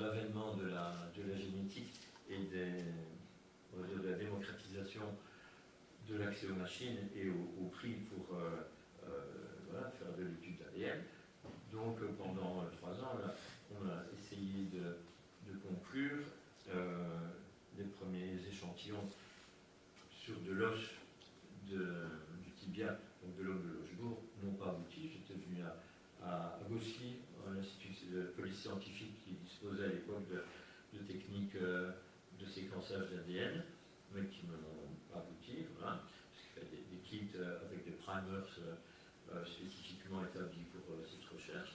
Donc on attend un petit peu, on rencontre différents spécialistes, on tombe finalement sur les bonnes personnes qui sont d'accord de jouer avec nous, et finalement on arrive non plus au départ de l'os, mais au départ des dents, hein, donc ça, qui sont des petits coffres-forts à ADN.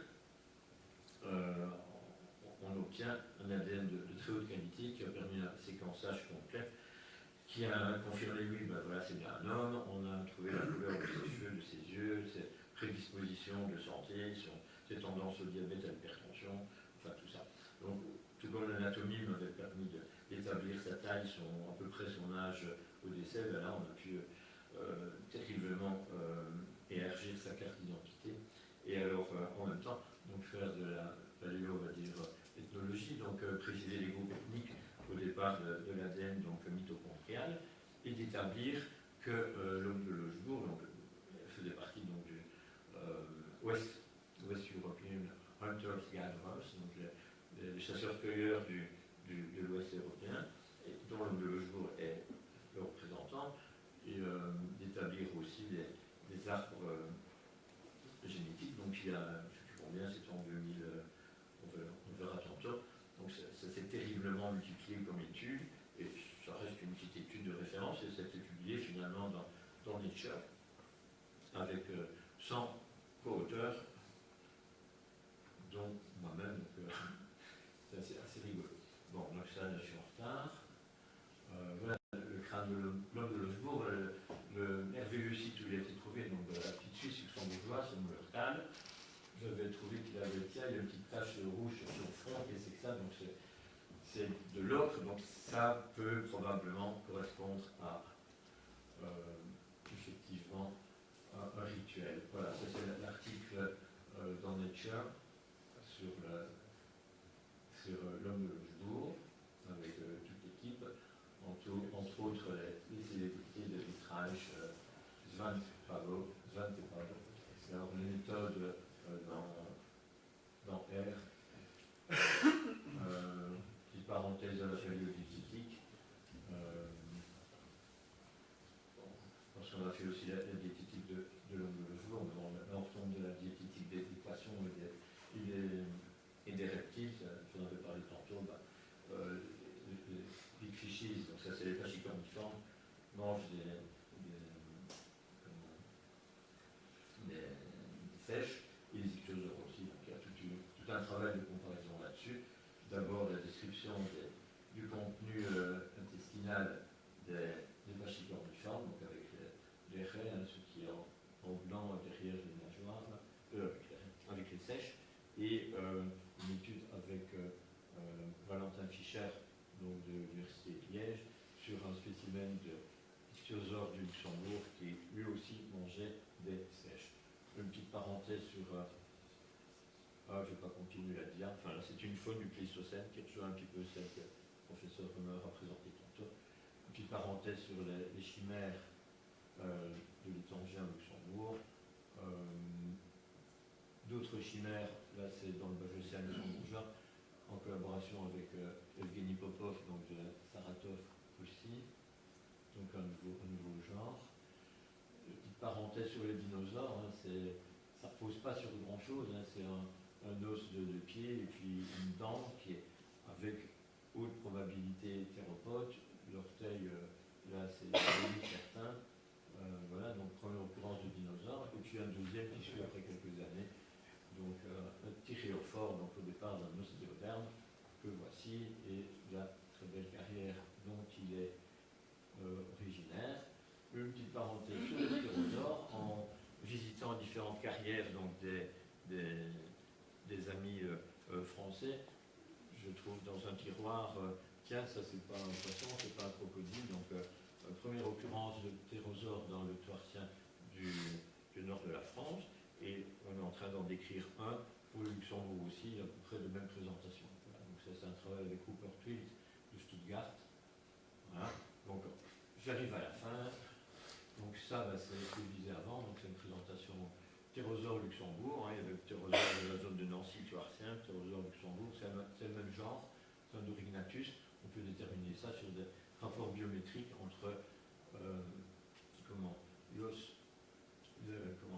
la plus longue phalange de l'aile et bizarrement en rapport avec le radius. C'est un facteur discriminant pour faire un diagnostic sur le genre. Ça n'a rien à voir avec les vertébrés. Les statolites, c'est une forme de fossile qu'on trouve encore bien et qui est difficile à attribuer. Et petit à petit, on arrive à l'attribuer à des céphalopodes, donc non pas des otolithes comme c'est des poissons, mais des statolites. Voilà, c'est un travail en cours de révision de l'élémite de la zone de la minette. Hein.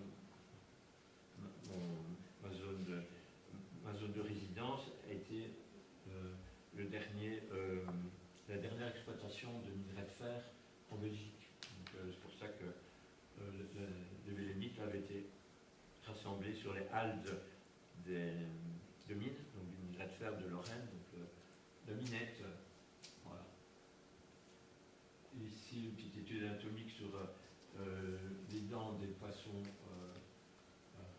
d'Apédium, avec une comparaison de dents isolées provenant des Deux-Sèvres et de fragments de crânes porteurs de dents, de spécimens complets ou subcomplets du Toarcien luxembourgeois. Là, c'est les derniers travaux avec Léa et Ben qu'on a vu dans la vidéo tantôt. Donc, deux nouveaux bonnes bêtes à la frontière avec le Luxembourg, donc proche du parc dinosaure présenté tantôt.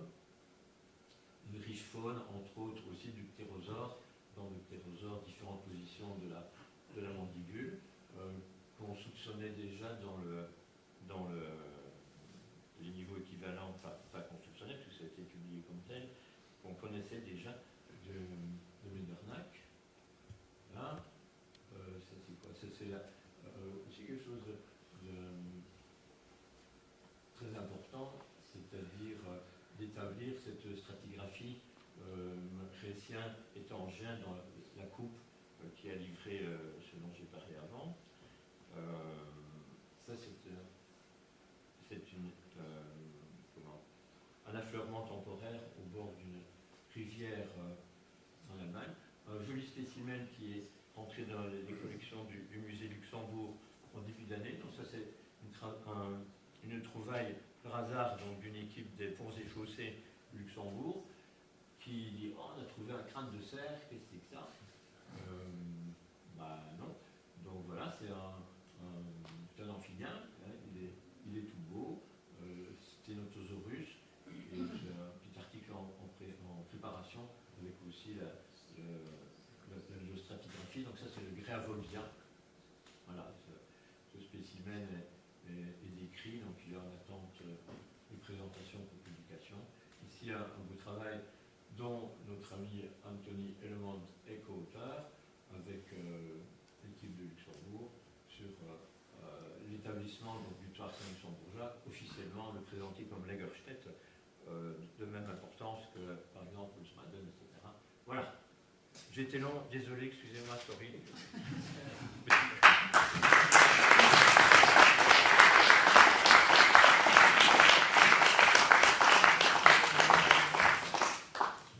Thank you, Dominic, for this very, very extensive overview of your eclectic career. It proves that you have, let's say, a 360 degrees approach and you work without limitations or borders. So, congratulations. The prize will be handed over by Kevin Louis of Belgium.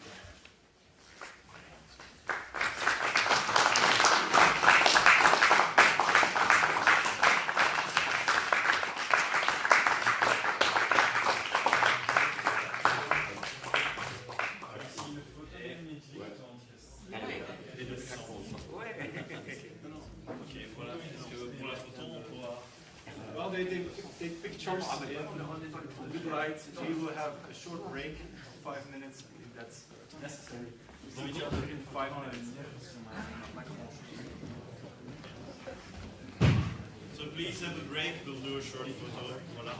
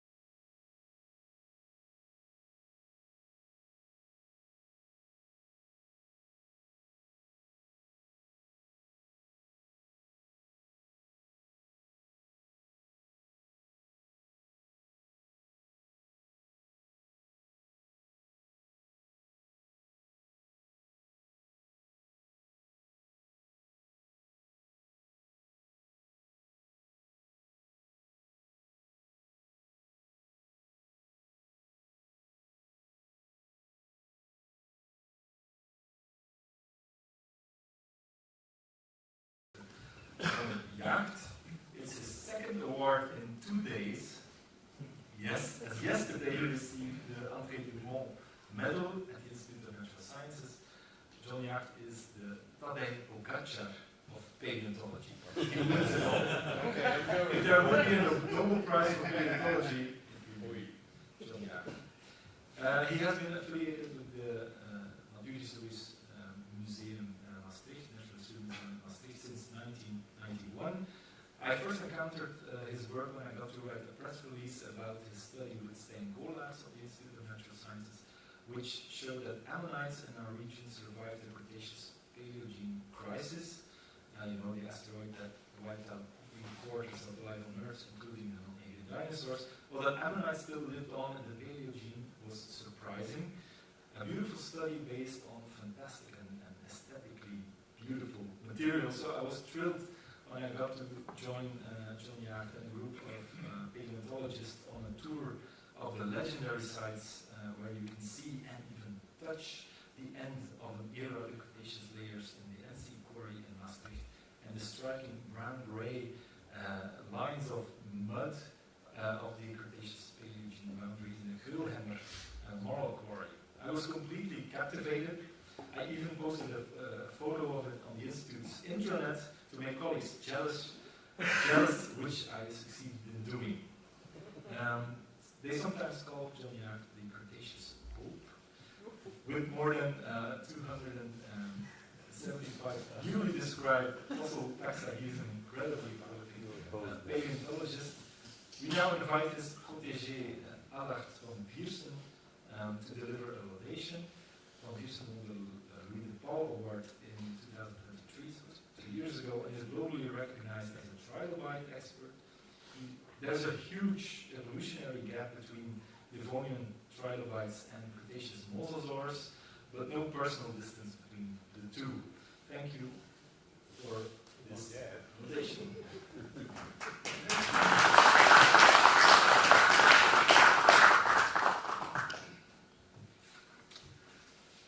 Yes, ladies and gentlemen, it is an honor to stand here in front of you on this cheerful day. My name is Allard van Viersen. I'm a citizen scientist and trilobite specialist. Trilobites are marine arthropods from the Paleozoic. And, well, at this point some of you may be wondering, what is this guy doing here? He has no business in the Maastrichtian or even in the Mesozoic. Indeed, many people in this room will be able to tell you a lot more about John's core activities in the Maastrichtian than I can. I'm an opal here, so please bear with me. I shall explain. Let me take you 20 years or 22 years back in time. I was a student information management in Maastricht, and fossils, like many of you, had been a hobby since my childhood. Like many people in this room, I collected fossils at the well-known places in the Maastrichtian. I collected bivalves, sea urchins, crabs, belemnites. But something else had got my attention: trilobites. These sea creatures were among the animals to first develop mineralized exoskeletons during the Cambrian. Some had the appearance of woodlice, a modern terrestrial animal. Others with dramatic spine arrays or alien-like anterior projections.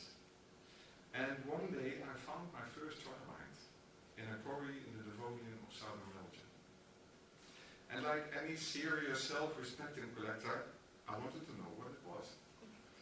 Fossils require labels, and labels require difficult to pronounce scientific names.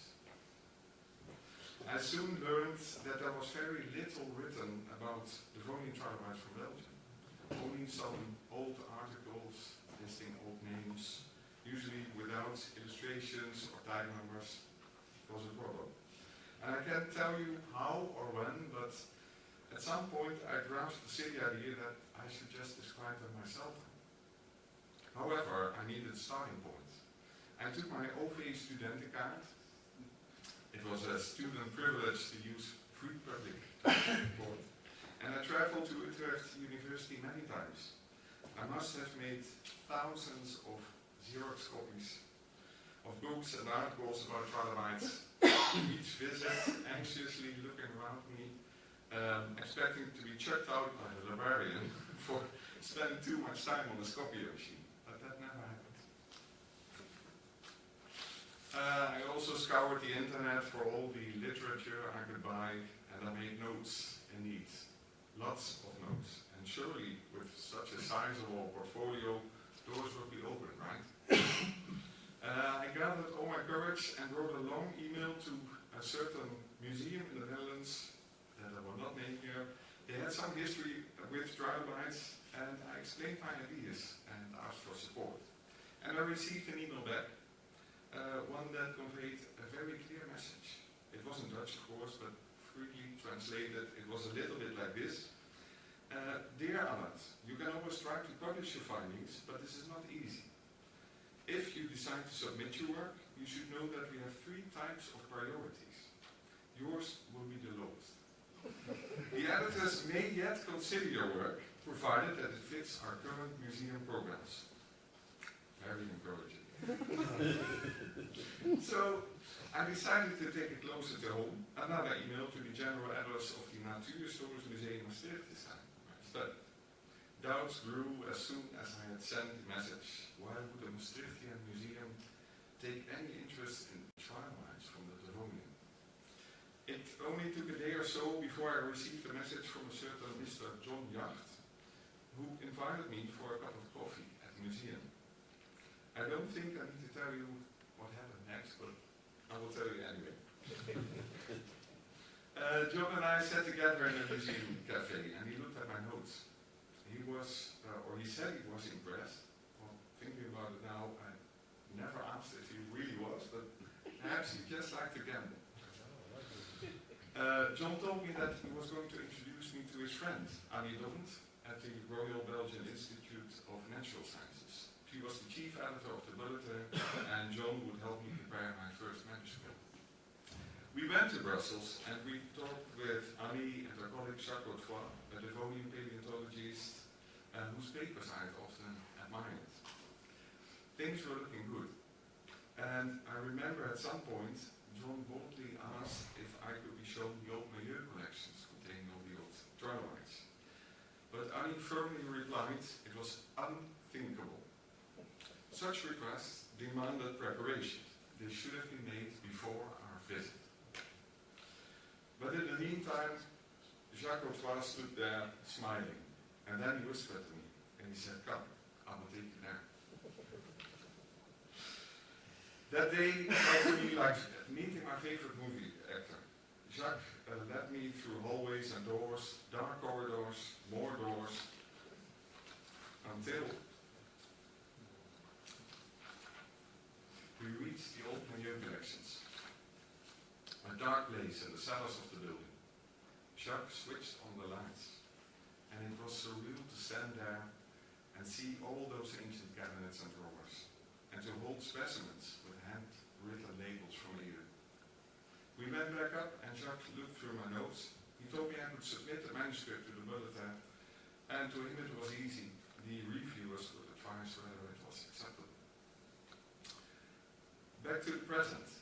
In the meantime, I have written 44 peer-reviewed papers, 34 informal papers, together with citizen scientists and professionals alike. I just did a quick count on my phone. I stopped counting 2 years ago, but I met 117 new species and 10 new genera of trilobites.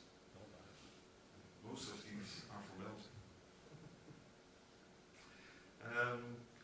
I've been invited as a peer reviewer for several dozens of manuscripts written by professional trilobite workers. I've been a collaborator at the Natuurhistorisch Museum Maastricht since 2007 and since last year at the National History Museum of Luxembourg.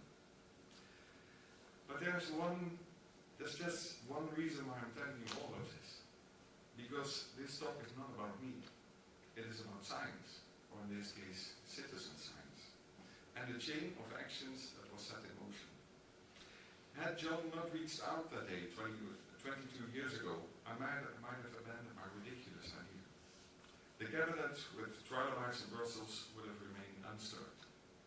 Devonian trilobites from Belgium would not have received the attention they have now. Taxonomy is a declining trait. Without citizen scientists, I would even say it is in danger. John could have easily pointed me to the door that day in the museum cafe. Just think about it. Why would he risk any trouble for a complete stranger? An amateur, without education or reputation, let alone a clue of how to write a scientific paper. And trilobites are not even from the Mesozoic. Well, that to me is John Yacht, and I'm sure that many of you can relate. John is the rare type of person that in so many ways connects worlds. Even without speaking, this is attested to by all of you coming here today. John, I love meeting up for coffee, catching up on each other's scientific adventures which have ever remained separated. I could just notice. Admittedly, any desire to collaborate with you on that level was brutally murdered. That one moment you called my beloved trilobites filthy old junk. Dark humor is another great thing we share, one that I shall remain discreet about today.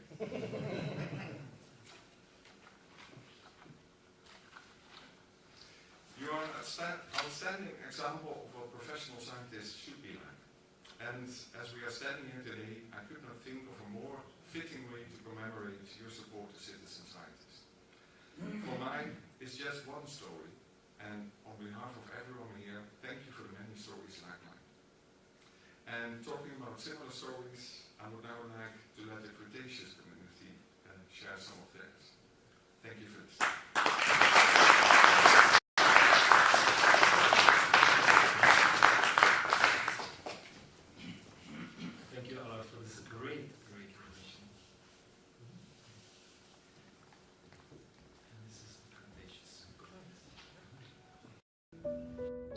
Hallo allemaal, voor degenen die mij nog niet kennen, mijn naam is Lars Barten en ik wil John allereerst van harte feliciteren met de nominatie voor de Paleontologica Belgica Award. Ik denk dat hij hem zeker verdiend heeft, na al die jaren waarin hij zich heeft ingezet voor de keitpaleontologie in Maastricht. En aan mij werd dan ook gevraagd, hoe heb je John leren kennen eigenlijk? Wat is de eerste keer dat jij in aanraking kwam met het fenomeen John Yacht? Dat was in 2015, toen ik met mijn vader in de Enziegroeve in Maastricht rondliep en daar eigenlijk een aantal stukken Mosasaurusbot vond. Aan wie moet je die dan laten zien? Ja, dan kom je natuurlijk toch uit bij John, de expert op het gebied van krijtfossielen uit het Maastrichtien. En alhoewel John natuurlijk een voorliefde heeft voor ook ongewervelde dieren, die minstens net zo belangrijk zijn, weet hij ook heel veel af van gewervelde dieren, waaronder dus mosasauriërs.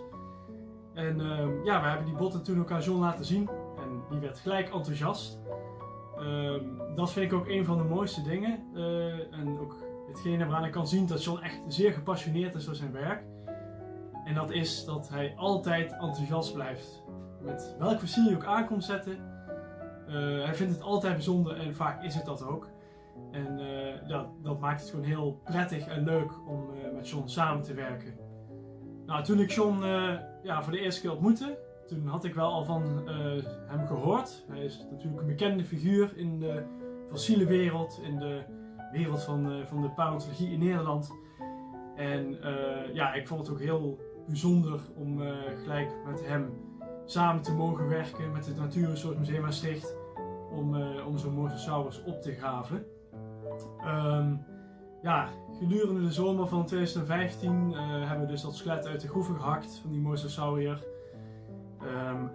Het fijne daaraan is dat het museum en dus ook John mij echt van A tot Z helemaal betrokken heeft bij het proces van het opgraven van de mosasaurus. Tot en met het prepareren en daarna dus ook het beschrijven. Ik denk ook dat John daarmee een hele grote rol heeft gehad. In ieder geval bij mij in het aanjagen van die passie voor paleontologie. Want iemand die zo enthousiast is als John, dat werkt gewoon heel aanstekelijk. En dat heb ik ook gemerkt. Wat begon met die Mosasaurus heeft inmiddels al geresulteerd in bijna 30 publicaties op het gebied van fossielen. En ik denk niet dat ik het zonder John had kunnen doen. Ik ben heel veel dingen ook tegengekomen in de collecties van het Natuurhistorisch Museum Maastricht. Waarvan John zei, Lars, schrijf er een artikel over. En door zijn enthousiasme ga je dat dan ook echt doen. En word je zelf ook enthousiast en geïnteresseerd. En ik denk dat John daardoor wel een hele grote invloed heeft gehad op mijzelf als bioloog en op mijzelf als paleontoloog. Heel veel samenwerkingen met John achter de rug ondertussen. Daar komen er denk ik ook nog heel veel. En het is gewoon een hartstikke fijne kerel om mee samen te werken. John is heel precies, hij weet precies waar hij het over heeft. En hij heeft altijd een waardevolle toevoeging aan een artikel. En dat maakt het gewoon hartstikke fijn. Dus John, alle goeds voor jou, heel goed bezig. Van harte gefeliciteerd met de award, je hebt hem zeker verdiend. En op naar nog heel veel nieuwe samenwerkingen. En naar heel veel nieuwe ontdekkingen wat betreft fossielen en paleontologie in het algemeen. Ja, mijn naam is Luc Hoffings. Ik ben ongeveer een 15-tal jaar geleden begonnen met het verzamelen van fossielen na mijn professionele carrière. En op een bepaald moment ben ik gaan specialiseren in bryozoa. En daar ben ik met een collega vanuit Aken, Oliver Kessel, nu ongeveer 8 jaar mee bezig. Als we over die John Jacht praten, dan denk ik in allereerste instantie aan iemand met een fantastisch professionele kennis en inzichten in alles wat met het krijt te maken heeft. En heel specifiek zeker het bovenkrijt uit de regio Limburg-Luik. Hij heeft een fantastische stratigrafische kennis die bijna encyclopedisch is, maar ook over de fossiele inhoud van alles wat daar te vinden is hij enorm onderlegd en kunt u met alle vragen bij hem terecht. En dat is eigenlijk het tweede kenmerk waar ik aan denk als ik over John de Jacht praat. Dat is zijn enorme toegankelijkheid en het ter beschikking stellen van zijn kennis in verband met fossielen. En dat kunt u best ervaren op excursie in de NC-groef, of de vroegere NC-groef tenminste, waar hij elke vondst waar je bij hem terecht kunt voor determinatie en verdere uitleg.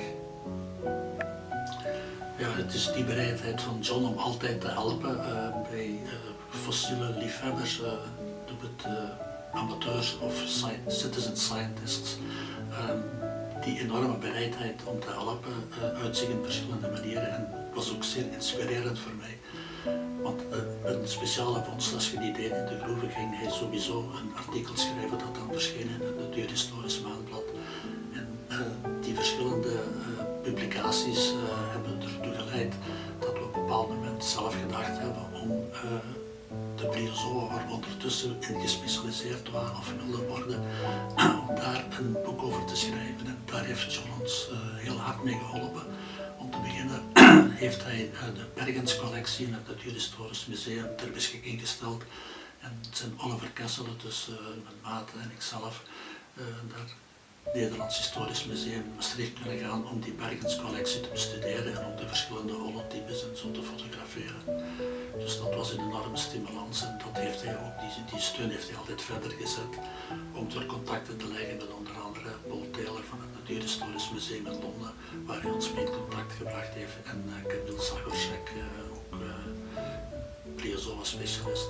Dus zijn netwerk heeft hij ook sowieso ter beschikking gesteld van ons om verdere kennis uit te breiden. Ik wil John Jacht heel erg feliciteren met de Palaeontologica Belgica Award.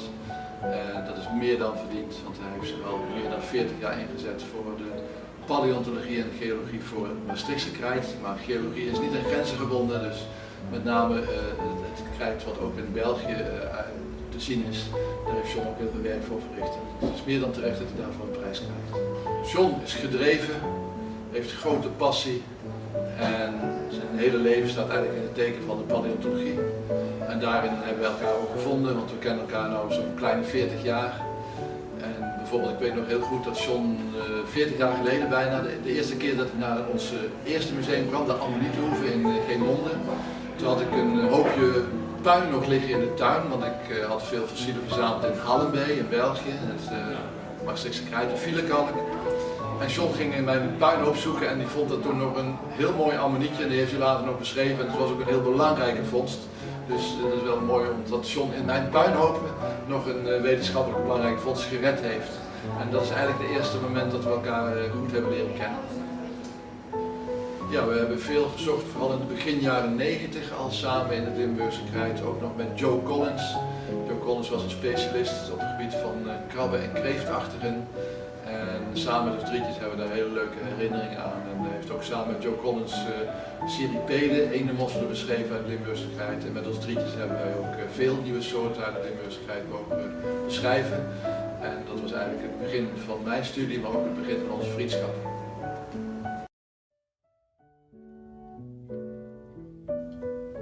Hey John, mag ik je met deze van harte feliciteren met het behoren van de prijs. Je hebt dich een hartstikke leuke toffe fan op dit gevonden.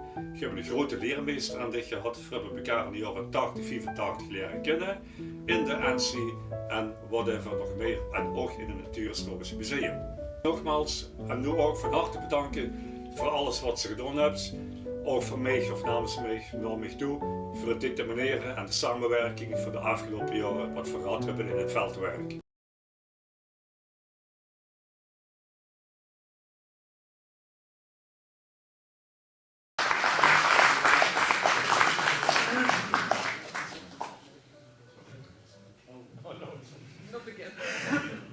It's clear a lot of citizen scientists, seniors but also younger citizen scientists are standing on your shoulders, John. Yeah. So congratulations with the prize and the floor is yours.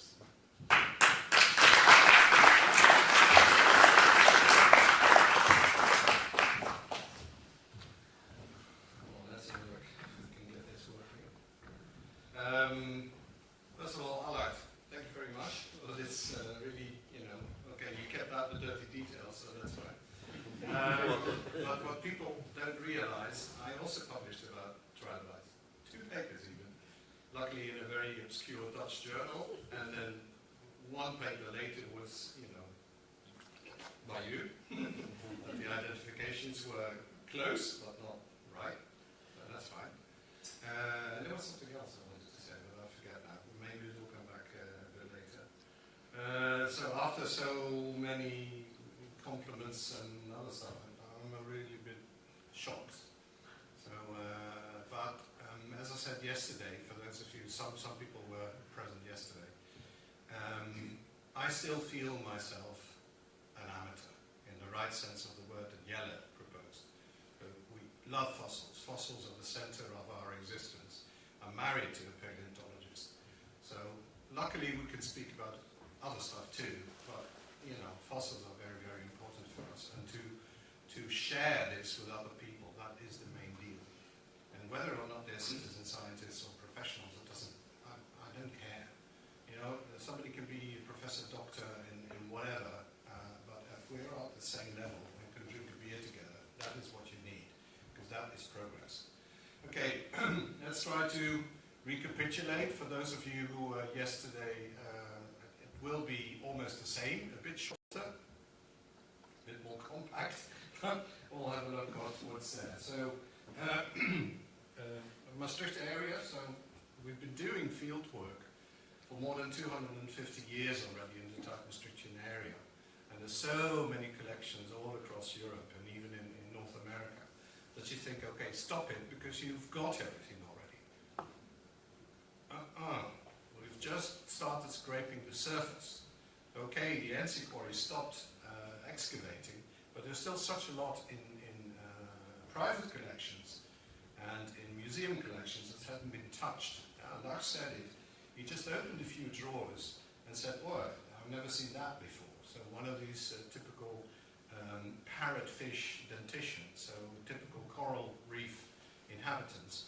And he described these things. So I also, in 2.5 years it will be doors closed for me because I need to retire. But that doesn't mean that I will stop work because there's still such a lot of material that needs names. The most recent study is that of all known biodiversity of present day, we know around 20 to 25% of all animal and plant species known across the world. 20 to 25% has got a name, and we can talk about them. So imagine what that will be for the fossil record. So that is important. So these things need to be important. Everything that is new needs to be described. Give it a name, because Joe Collins, I think it was referred to by René Frey, Joe Collins said, when you can recognize it, you can name it. And that's what the message should be.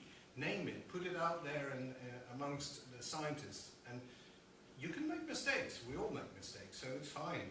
If names are synonymized, that's fine, because that means that there is progress in scientific studies. So that's the message, the take-home message. So, okay, let's go back to Maastricht. Maastricht and the beautiful fossils. André Hubert-Limon, he was the first who used the term in 1849 in the field book. And you know, we don't need to recapitulate all the checkered history between the kingdoms of Belgium and the Netherlands. But you know, after 1830, things became a bit heated. So he said, okay, let's go from Liège University into the Maastricht area. The quarry was not there, so the only thing he had was the natural erosion by the Maas River. And he saw that at a certain line, he didn't know that from anywhere else in Europe, and said, okay, this is my system Maastrichtien in 1849. So now it's a full-blown thing. It's actually on the International Geological Chart. And you see two golden spikes, or GSSPs. That is important because that means that geologists have found agreement on where the Campanian stops and where the Maastrichtian starts, where the Maastrichtian stops and where the Danian starts. Now that's very important, because so you can correlate on a worldwide basis. So you see this, the lower part, the lower boundary is 72.1 plus or minus 200,000 years. An archaeologist would get into a fit, but for geologists it's fine, it's very precise. Agreed?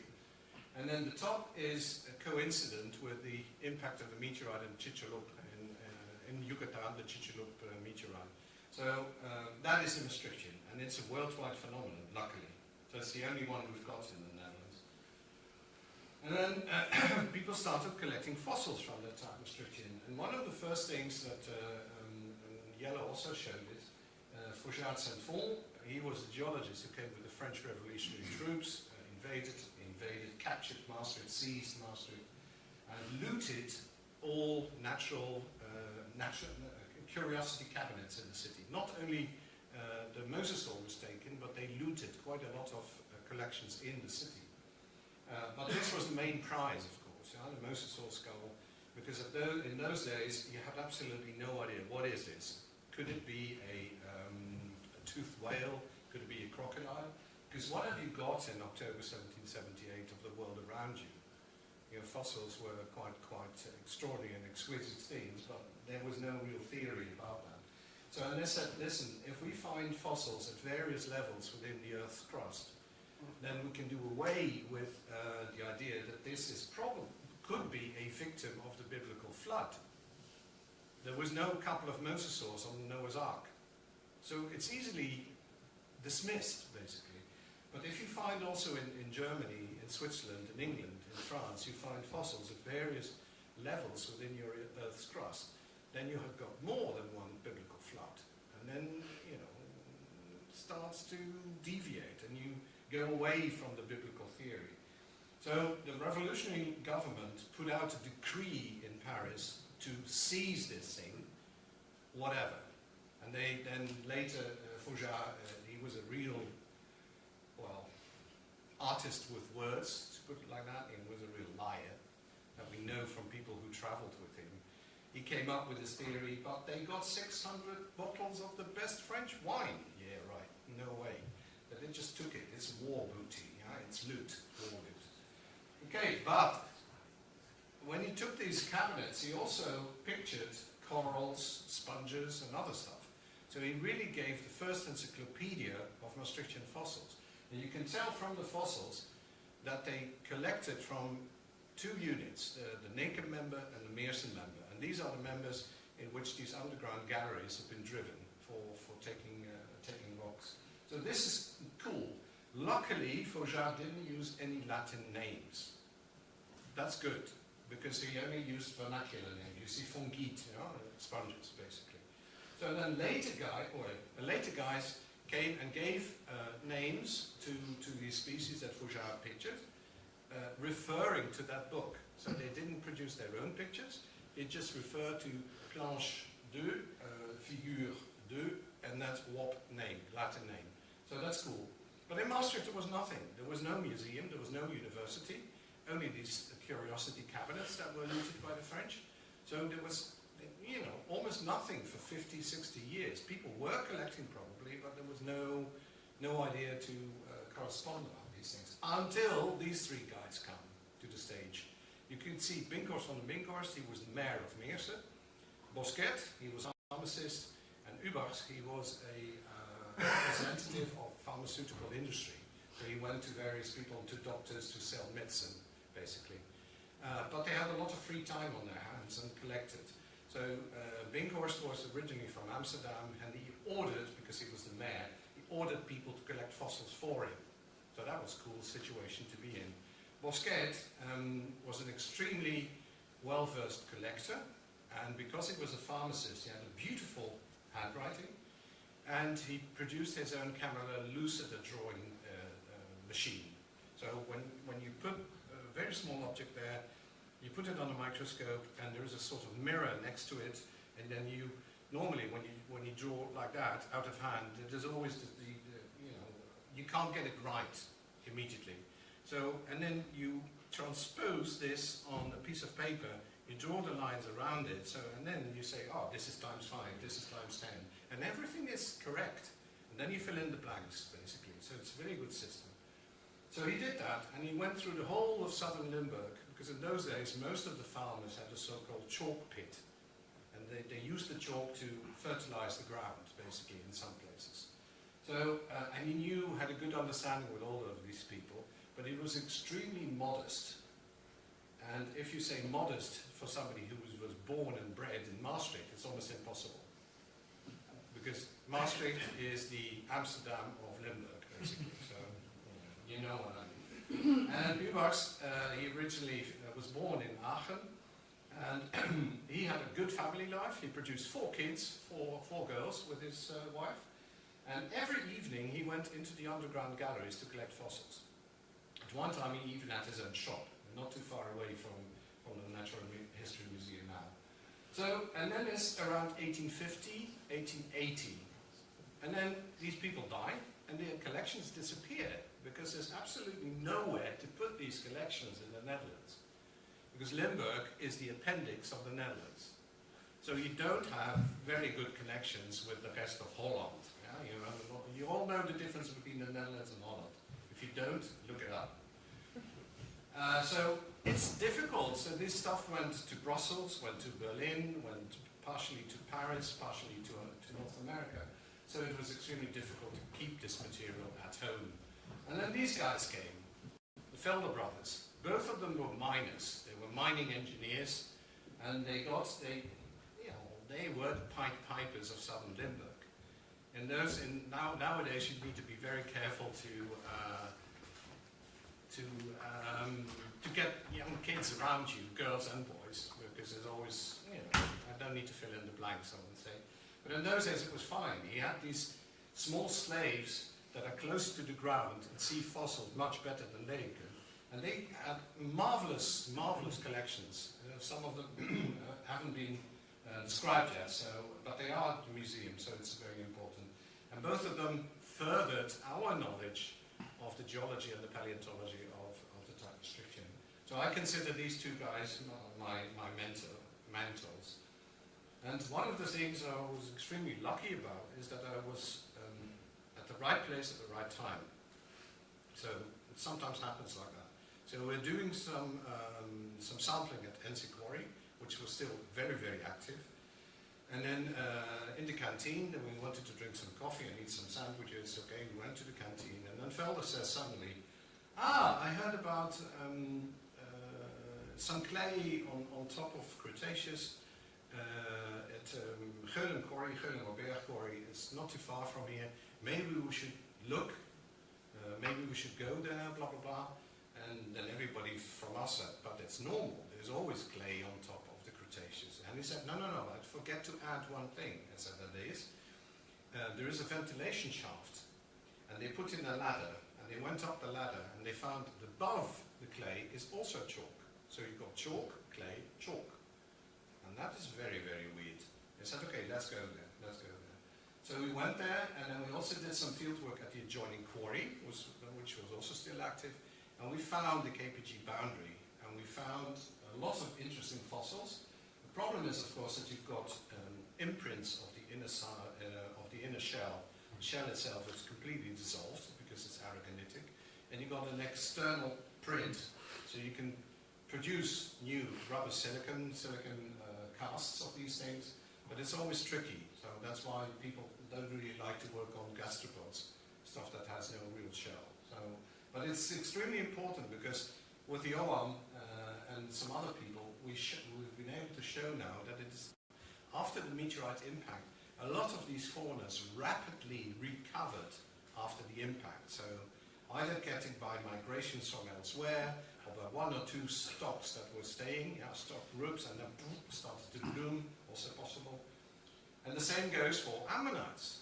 And so you already heard, we've got ammonites above the boundary. And in the old days, this was like swearing in church, basically. You should not do that. Ammonites died out at the Cretaceous Paleogene boundary. But there are now 6 places in the world, very, very far apart, so North America, Turkmenia, Europe and Northern Africa, where we got ammonites above the KPG boundary. So, and they're not reworked because they are still there, and as long as they're still there and they've got enough genetic material to reproduce, they will be there. And then after that, we still don't know what eventually killed them, but they are still there. And one of the things that a good colleague of mine and a friend, Marcin Machalski in Warsaw, he studied this whole evolutionary lineage of Hoploscaphitis constrictus. It goes from Pummelis to constrictus. And the last member of all is Constrictus johnjachti. And every time he pronounces that name, he says Hoploscaphitis constrictus johnjachti de reverence. Really cool. And we find some ammonites on other levels, even some stuff that you think, how the hell did they get here? Pachydiscus nördlingi.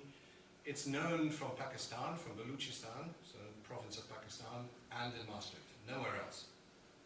And this works like Nautilus today. Nautilus lives in Fiji Islands, dies there, then the shells come up to the surface because they're air-filled, and they start drifting. And you find on Madagascar beaches, you find Nautilus that actually don't live there. They came thousands and thousands of kilometers by drifting, so why not in the Cretaceous? We've got Neophiloceras, and that is an oceanic animal. That had, you needed a water column of at least 200-300 meters depth, and we've got only 50 max, 80 max. So the only possibility is that it was a drift shell. And then you see papers, you know, you try to, ResearchGate, everybody who knows ResearchGate, that is really, really treasure trove. You just go there every week and see what people wrote again. And there was a paper in Gondwana Research, it's one of the top 10 of Elsevier, and the people claimed that, you know, in the mid-Maastrichtian event, so long before the meteorite impact, a Rudist special group of bivalves died out all over the world. No way, we still got them until KPG boundary. And when I showed this thing, you see they have an extremely thin shell. Wait, there's a pointer. You see, there is the pillar, it sits here. So this is the shell. The shell has been completely dissolved because usually Rudists have a calcitic shell and an aragonitic shell. The aragonite dissolves, the calcite remains. But this one has probably only an aragonitic shell, which is curious. And I showed them to the Rudist Pope, Peter Skelton, and Milton Keynes, and he said, oh, I know the same, and I know them from Saudi Arabia, but they still haven't been described. Well, what the hell, what are you doing? Come on, describe these things.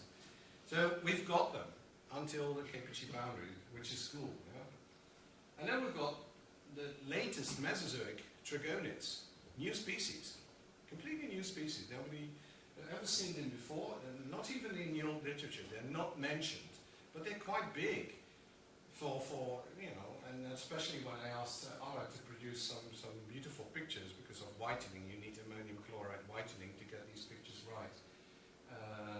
And then I sent a few of these pictures to Mike Cooper in Durban in South Africa. He's one of the people who specialize in these things. And he said, "Why are they so small? Are they juveniles? Haven't you got big ones?" I said, "No, this is what we've got. This is a tiny, miniature, diminutive species." And he said, "But everything is new. It's amazing." I said, "Okay, this is type Maastrichtian, 250 plus years of collecting, and still we find new stuff." And then we've got this one. It's locked in a flint nodule, so you can't mechanically prepare it without damaging it completely or ruining it completely. Found by Willy van Rijssel. And we went to Maastricht Hospital with a very crude CT scan, but you see it's actually inside, it sits there. And when you do a good micro CT scan, then you've got a high resolution scan, and you can just simply produce a 3D scan. You don't need to, this is a paratype of this new species. And it's a token of honor to our French colleague Gérard Breton. Breton is from Bretagne, and Reich is the name that the Britons give to their own Brittany, to Bretagne. So that's how we do it with names. Sometimes you can play with names, and of course you need to explain that in the paper. But good. And you've got these things. These are just snapshots of late Maastrichtian seafloor. You can almost see them moving. Everything is there, even the spines, everything. Only the weak elements have gone. So the podia, the tentacles, stuff like that, that's gone. But the rest is there, 1 to 1. So you can easily reconstruct these things. So we've got one new one. And that one on the upper right was found in the position because they used to bury themselves. So they sit inside the sediment, and only the tips of the arms are sticking out. And that was found like that. And it was abruted. And that's what abrution means, that there's suddenly a lot of sediment coming after a storm or whatever, and burying these things, or there's another word for that, burying these things. Okay, but they have no smothering these things, and they have no way of coming out again. So that's the end. So they sit there like they lived. They died where they lived. And the same with this one, found of Mark Dekkers. The rock in size was around that, 30 centimeters, 10 centimeters thick. There were 50 specimens of this beautiful regular echinoid, all of them with the spines, with the lantern, and some of them even with the apical system, which is extremely rare. This is the apical, there's plates in, and inside is the anus. So the mouth is on the lower side, and on the top you've got the anus. And this is extremely rare, because when the animals die, because of decomposition gases, they are blown out, so you will not find them. And the spines are in a relaxed position. That means that these things were feeling well. So they have absolutely no threat, because when a sea urchin feels threatened, all the spines go in a certain direction. Nothing. So the whole population died. The same thing here with ophiuroids. You can see them walking on the seafloor, because they have two trailing arms, so-called, and 3 arms that are moving. These arms determine the direction, and this is where I work together with Ben Tui. So it's good. This is the ophiuroids. That one is now described. This is already token of honor towards the others. And this one, it's still the group of Hannelosum, but it's probably a new species, but we need more work on that. Same here with the crinoids, and we've got transatlantic connections. On that side, in Mississippi, it's called Dudicrinus mississippiensis, and our side, it's Dudicrinus equalis. Sorry, I missed the I in equalis. These are the same species, for me, same biological species. And luckily, we were the first in Europe. Yay! Trump, eat your heart out. But you can see it actually preserved pigments, the original pigments of the animal. You can see the stalk is purplish or brownish, and then the calyx and the arms are white. So completely different situational as far as mineralogy is concerned.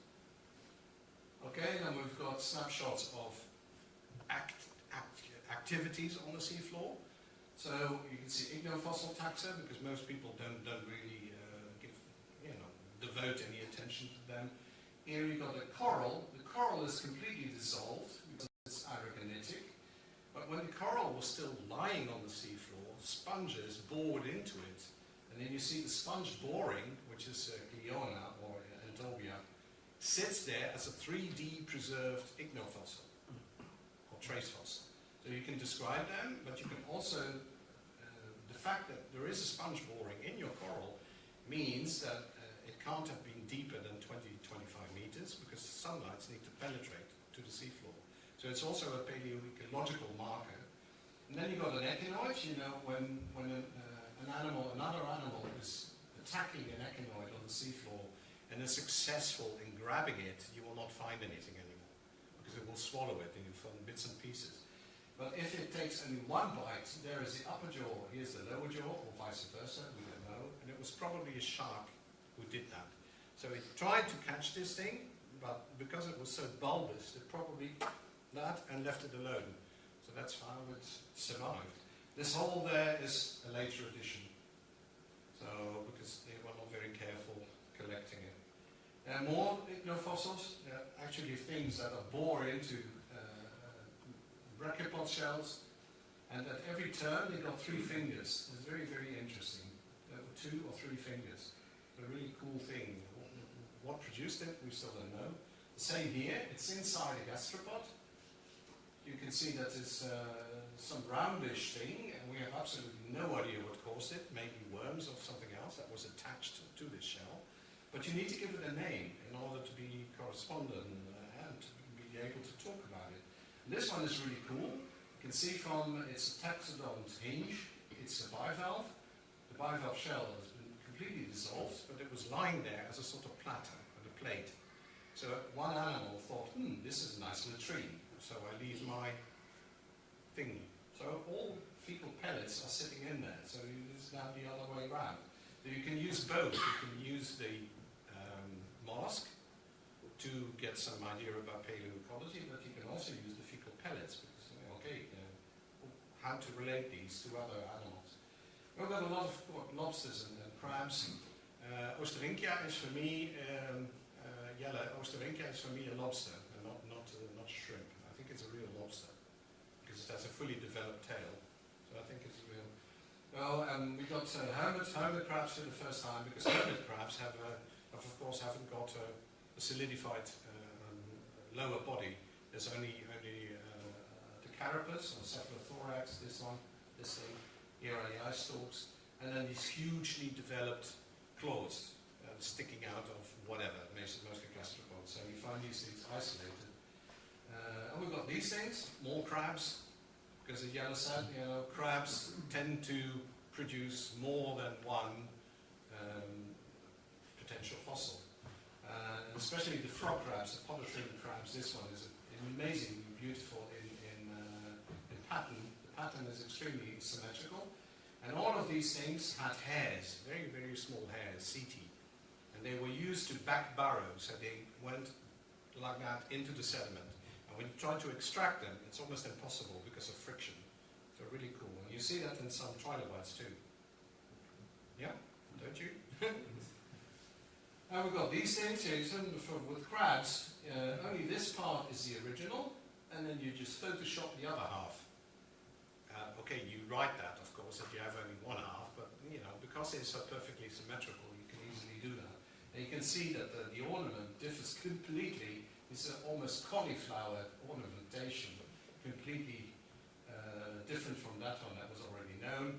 And you go to the original collections, it's from Faubourg in Liège, and you go and reassess these historical specimens when they are still there. So there's quite a lot of material here in Brussels, and when I got a grant many, many years ago, when Annie Dont was still alive, I went into the basement, long corridors, black, black, black, dark, dark, dark, and at the end you see these oaken drawers, and you think, what's in there? And there was a pile of these drawers, and a lot of material on top, and there was a lot of Cenozoic mollusks, and I put one drawer, and I wanted to see what was below, and I found the originals by Fourier that were given to von Strahler many, many years ago, but never returned. But they are there, luckily, they still survive. The same things here. Then you can start looking at details. This is Winghorsia. It's now in a family of its own. This is an extremely poorly preserved specimen. It's the lower side, but you've taken away the tail. The tail in a crab is fixed to the carapace. You know, lobsters have the tail hanging behind it, but in crabs the tail flicks or flips to the other side and is locked in there.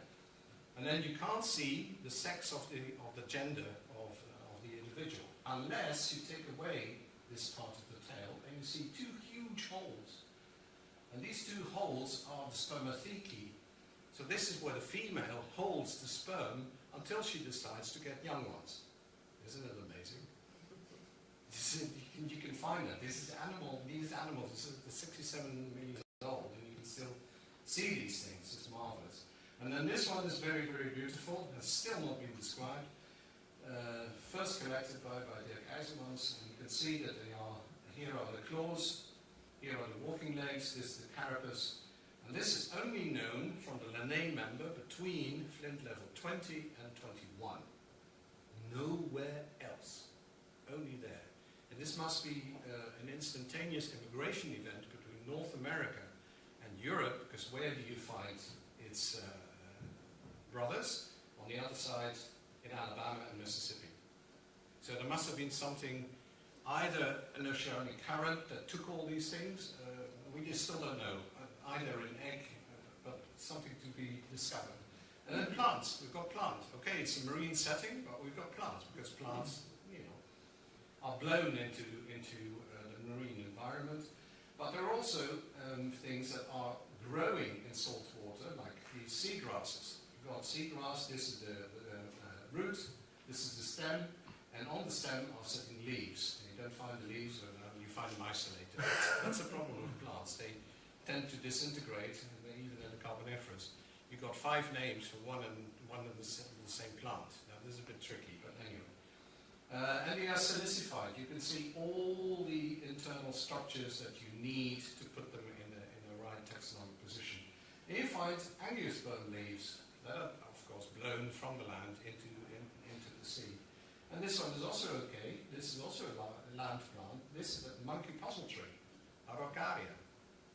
You know, we visited in Utrecht, and it was really, really cool. Anne van Konijnenburg, she did her, what was it again?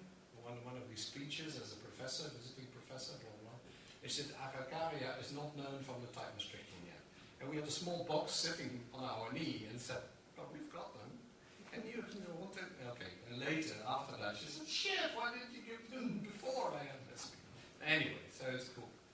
And I've got mosasaurs, of course. Here we positioned them. There's the old quarry, of course. Bear was sitting here, Carl was sitting there, Lars and Christine. And when you put them in the correct position, stratigraphical position, you know that these animals never ever met. So they lived at different times in this Maastrichtian sea. This is, of course, the most important. It's the holotype Pronatodon sativata. It's a new species, new species, but much bigger than every other Pronatodon known worldwide. And when we started describing it, who's up for names? Maastrichtensis, Dortangsi, because it was found by Willy Dortang, doesn't really ring a bell. Said, okay, let's meet next week, and everybody will come up for names, and then we'll just vote. Okay, what will be the name? And at home I got one of these Prisma Dictionary Dutch-Latin, or Latin-Dutch, and I was just flicking through the pages, and I found this word saturator. He who gives satisfaction. Satisfaction for the guy who found it, because later he got a medal from our Queen Beatrix, which is quite something. Satisfaction for the sharks that were eating from the carcass, when the carcass was lying on the seafloor, and ripped it apart. And the third reason, and we didn't write this down because we didn't want a diplomatic quarrel, that the French will not get this one. So sometimes you've got this, to put it out there in the public because we think from the Maastricht Museum that Maastricht people should be prouder of what they got.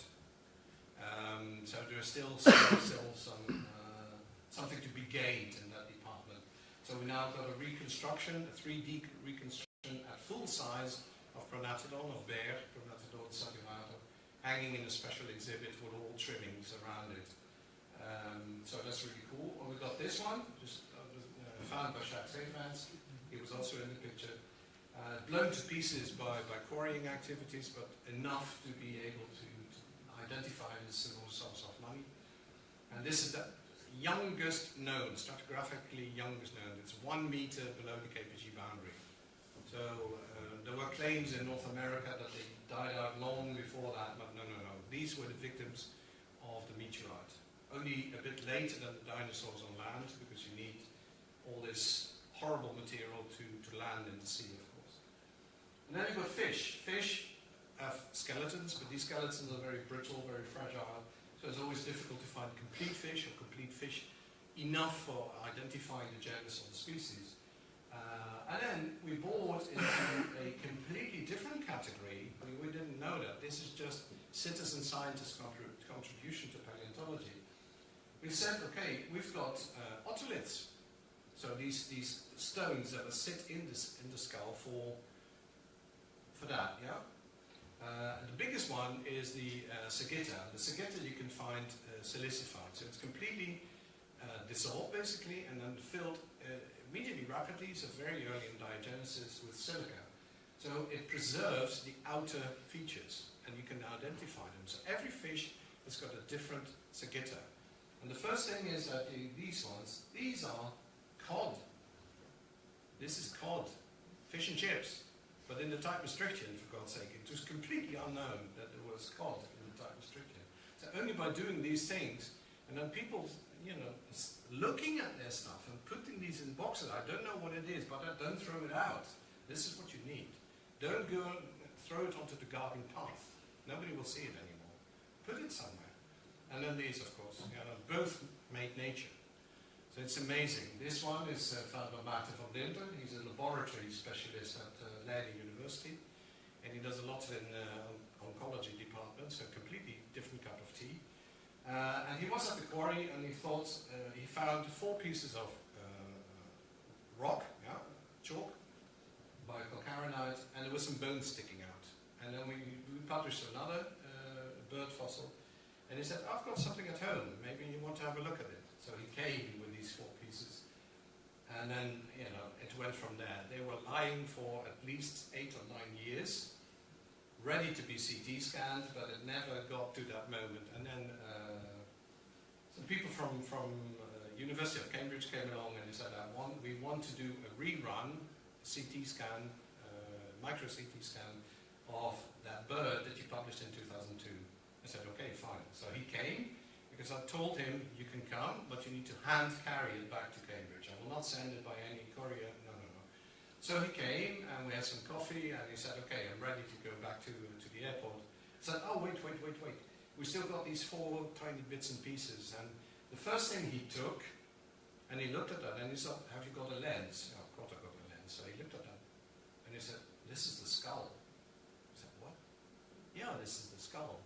But we need to CT scan it. We can't prepare it because skull bones are so extremely brittle that we will prepare it, we'll destroy it. So they took it to Cambridge and had in the micro CT. You see the front part of the animal, this part, the beak is chicken, and the back part is duck. This is a modern bird before the meteorite impact that lived together with primitive birds with teeth, so flying dinosaurs. And this is completely unknown. This is very close to the forefather, basically, of all these 2 groups. Because when you put a chicken and a duck next to each other, you would not realize that they are extremely closely related. And this is the other one. So you can actually see that it is a bird, because it has these air pockets, basically. And it has teeth in the lower and upper jaw. So this is, by all definitions, a flying dinosaur. And it's very close to Ichthyosaurus, Ichthyornis in North America, So also eating fish, but anyway, when you put it on the table like that, reconstruction, Ichthyornis is like that in North America, and ours is like that. Again, we should send it to Trump. So this is really cool, and you see it also in the name.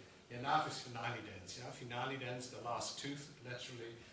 But Janavis is the bird of Janus, the Roman god of Janus. It had a face that way and a face that way.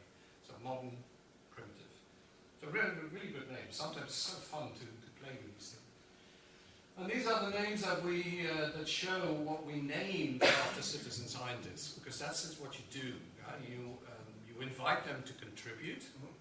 You invite them to contribute as co-author, but then the species can be named after them. Or you tell them you will get a species named after you until eternity, yeah? Unless somebody says it's a synonym of something that was already introduced.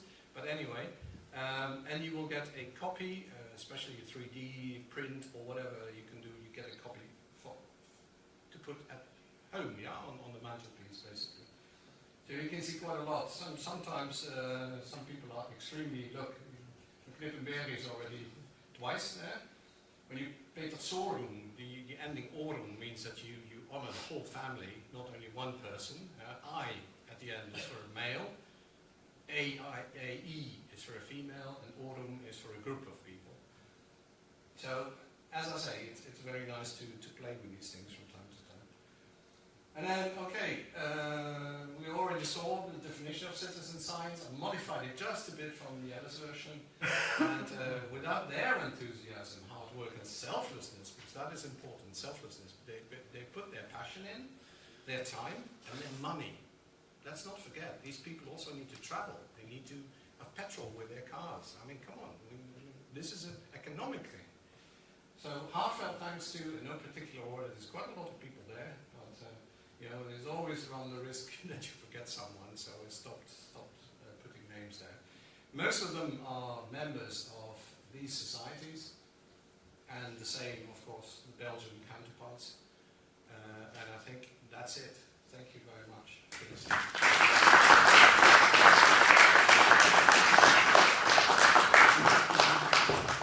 Thank you for this great lecture, and congratulations for your career, for winning the second award in 2 days, and for your perfect English and your perfect British accent. I'll do slightly if you want. It's making me jealous, but it's because you study literature, no? Well, I did English linguistics, but I was the only one in Nijmegen University. I smuggled. I actually lied. So people asked me, we were sent in the third year, everybody needed to go to England for a couple of weeks, preferably a few months. And I said, I want to go to the Isle of Wight because I wanted to collect fossils. I never went. I was the only one, and later I came clean. And I said, listen, I never went. And they said, so you did your studies without ever setting foot in English soil? I said, yes, I did. So I'm still proud of that. But anyway, great accent. The award will be handed over here. In case you don't have enough time restriction. This is another one. I will not cut this one, okay? To see what's inside. Maybe CT scan. Who knows? Maybe CT scan. Ah, yeah, who knows? Another skull might hide inside. That's it. Well, by the way, do you know where it's from? Yeah, it's in the everything is here. Okay, this is data. Okay. Explanations. Look at the birdie. No. Which birdie? Yeah. Okay. And I would also like to invite our... Yes, Dominique, can you come from for a small photo session and bring your heavy rock with you?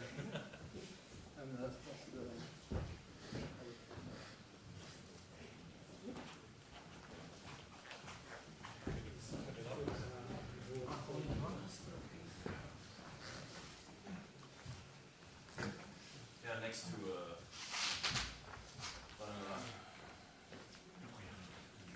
Shall we swap it? and let's have a round of applause, ladies and gentlemen.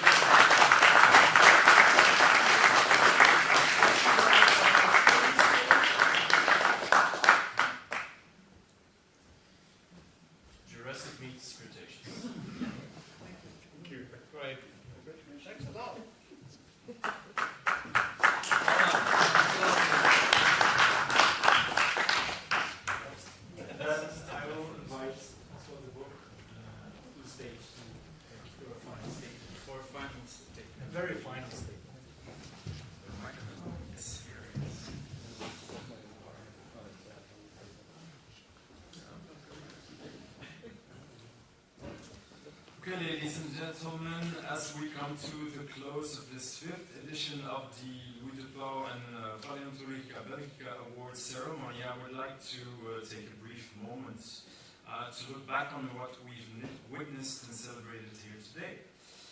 First and foremost, let us once again congratulate our two laureates, John and Dominique.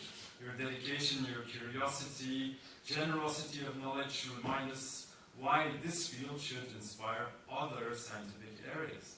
Your work bridges worlds between past and present, obviously, but above all, between scholars and citizen scientists. You've shown us that paleontology is not only about increasing our knowledge through what can be discovered in the ground, but also through what we build together as a community. 5 years ago, Palaeontologica Belgica set out with a modest idea to create a space where everyone with a passion for paleontology would feel valued and stimulated to reach beyond mere collecting or aesthetic wonder by empowerment and by exposure to example. Today, it's fair to say that we've shown that collaboration and respect are not just moral values, but practical tools that can quantifiably increase scientific progress. We've seen that citizen science is alive and evolving. It's no longer something marginal, occasional, or merely socially compelling. It's becoming an integral part of how we explore our shared geological heritage. And that is thanks to all of you, the collectors, the field researchers, the curators, the academics, the students, and all who believe that science grows strongest when it's open and shared. Of course, our journey doesn't end here. As our chairman, Anthony Ellemont, mentioned, the next years will bring new challenges and hopefully new opportunities to continue to collaborate and to inspire a new generation of researchers, be they scholars or citizen scientists, but also new generations of facilitators who, like us, I mean Paleontologica Belgica, are willing to sacrifice time in the field or in books for a greater good. Let us keep working to ensure that curiosity remains the true currency of our discipline if built upon conformity, and that scientific enthusiasm never needs an institutional title to be taken seriously. So, before handing the mic back to today's host, let me end with a simple but sincere thank you to our laureates, our scientific board, our partners and supporters, especially the Greef Medals for crafting our beautiful awards, the quarries of Magnebel and Sokogetra for their respective Maastrichtian and Sinimurian, if I'm not mistaken, award stones, and last but not least, every one of you who traveled near and far to be with us today, in person or online. Thank you very much for your commitment, your time, and your shared passion for paleontology.